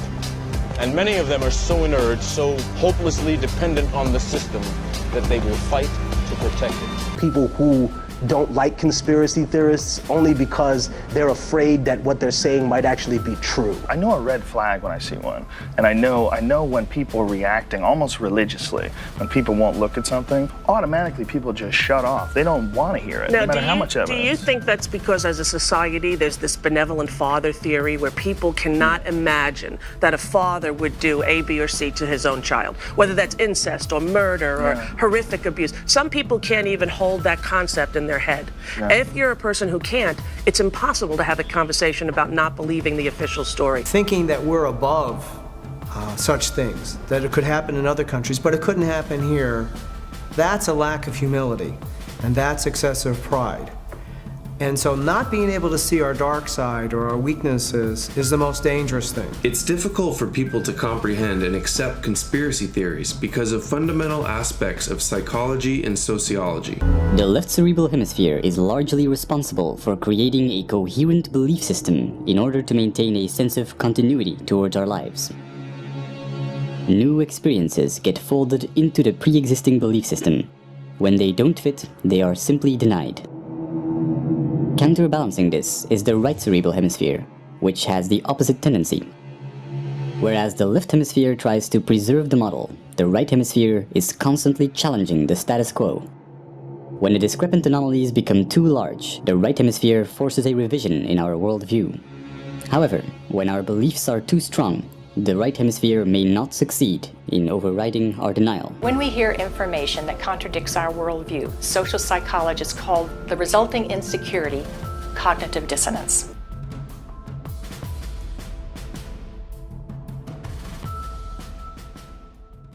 Specific neurons and neurotransmitters, such as norepinephrine, trigger a defensive state when we feel that our thoughts have to be protected from the influence of others. If we are then confronted with differences in opinion, the chemicals that are released in the brain are the same ones that try to ensure our survival in dangerous situations. In this defensive state, the more primitive part of the brain interferes with rational thinking, and the limbic system can knock out most of our working memory, physically causing narrow-mindedness. No matter how valuable an idea is, the brain has trouble processing it when it is in such a state. On a neural level, it reacts as if we're being threatened, even if this threat comes from harmless opinions or facts that we may otherwise find helpful and could rationally agree with. You guys are idiots! No! Have you actually done? Yes, I have! No, you guys are a disgrace. No, you guys are a disgrace because you are spitting on the memory of every person who died. You are spitting on the memory. What the hell? I'm a family member. My uncle died on 9/11. What do you mean I'm spitting on his memory? Because I resent that. I really resent that. And if you're not willing to read anything, if you're not willing to open your mouth, all the crazy how can you call us conspiracy theories? idiots? You fucking care on 9/11. Did you see those planes go into the building, you sick? Why can't you comprehend that planes crash into buildings because terrorists took it over? Why can't you comprehend that? Well, we can understand. Why can't you comprehend that? Yeah, but the laws of physics still the building was designed to withstand, not a jetliner going 600 miles an hour. It was not held. Look, because what makes you think the government could keep you secret like this, and it's an inside job? People continue to be either oblivious to the fact that this information exists or completely resistant to looking at this information. So the question becomes why? Why is it that people have so much trouble hearing this information?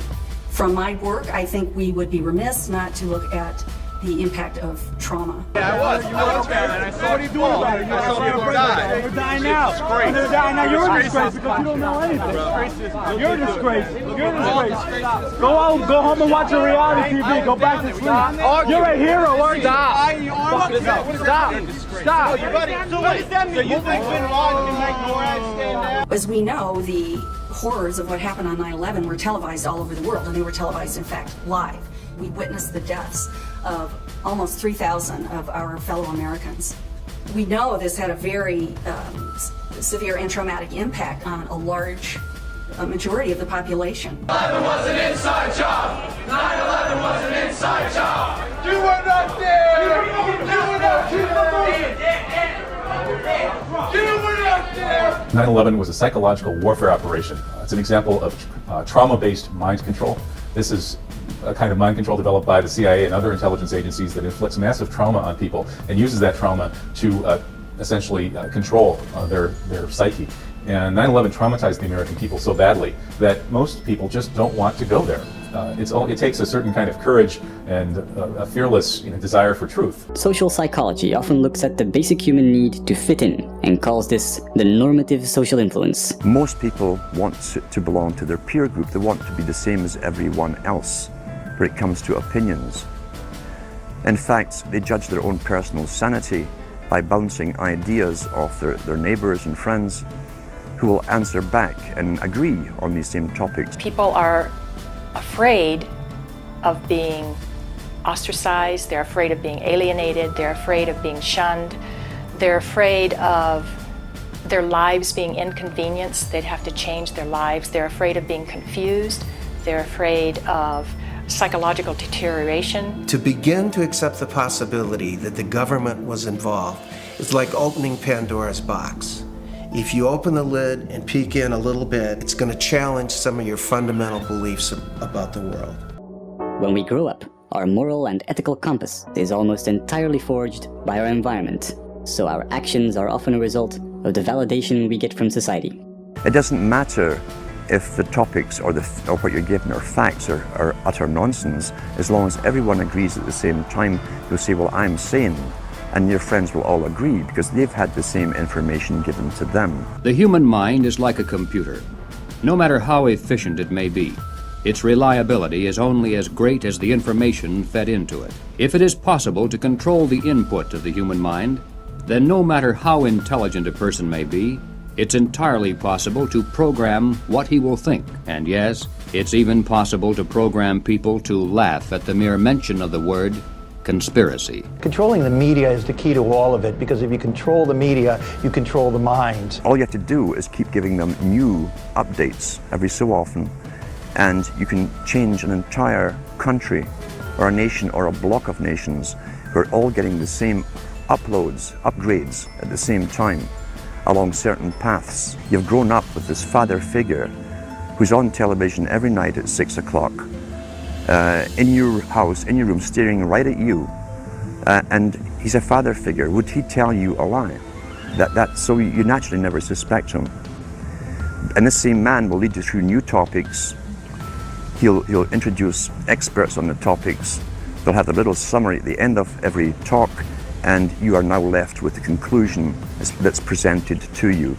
You don't arrive at it, it's given to you, and it's good enough for you. The only truth you know is what you get over this tube. Right now, there is an entire generation that never knew anything that didn't come out of this tube. This tube is the gospel, the ultimate revelation.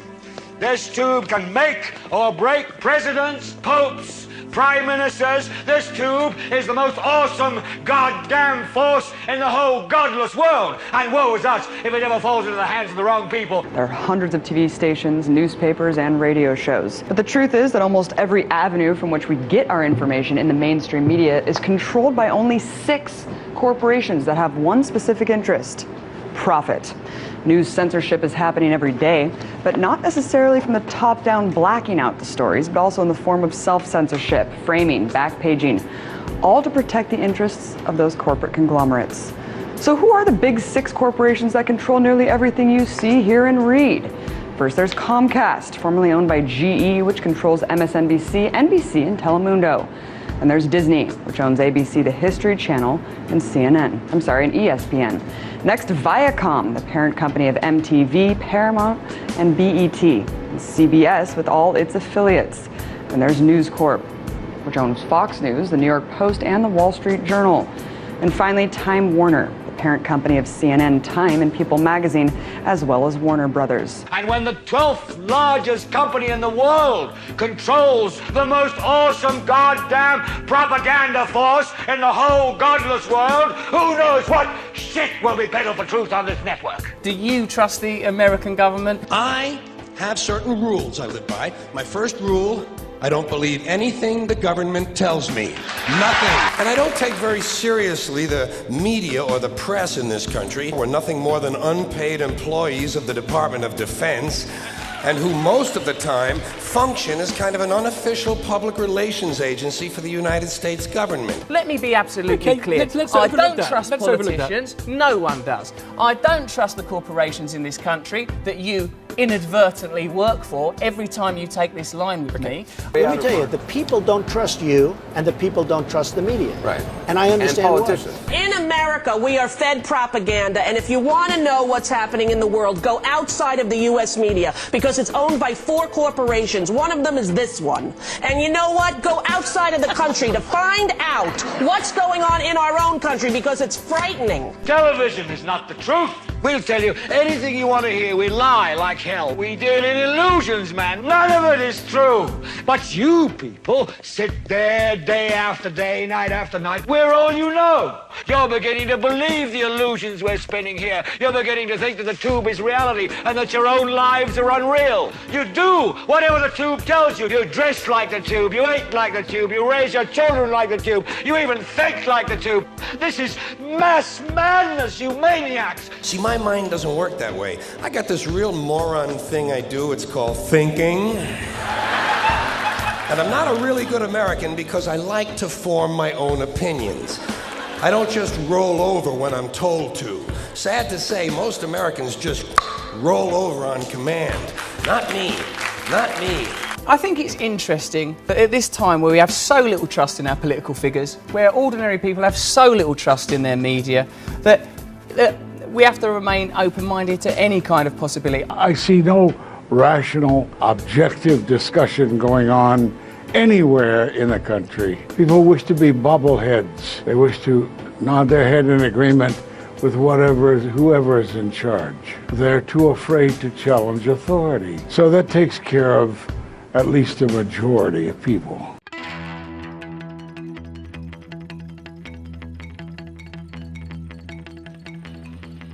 Questioning is patriotic. Questioning is what we're supposed to do as citizens. That's our duty. 100 years from now, I don't want people reading and think that we all believed. I want people to know that there was a minority opinion that didn't go along to get along. And always remember what Thomas Jefferson said: dissension's the greatest form of patriotism. If you don't hold people's feet to the fire, elected officials, you'll get bad government. If you hold their feet to the fire, you'll get better government. If you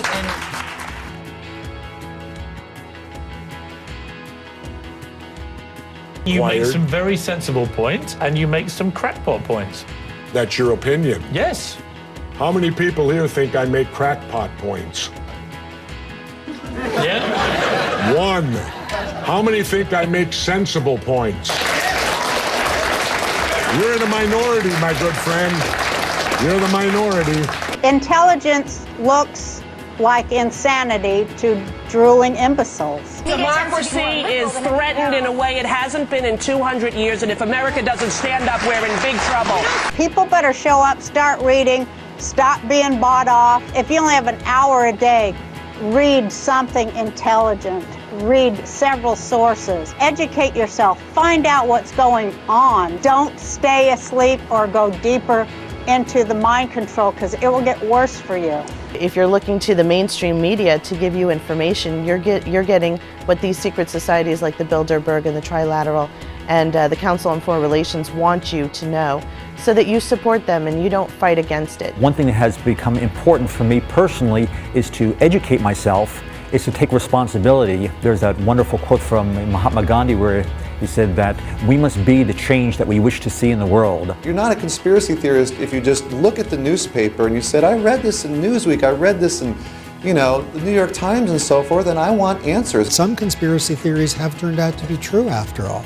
The great Gore Vidal, he said he was not a conspiracy theorist, he was a conspiracy analyst. And he said there will come a day, if it's not already here, where it will be an article of faith that there are no conspiracy theories.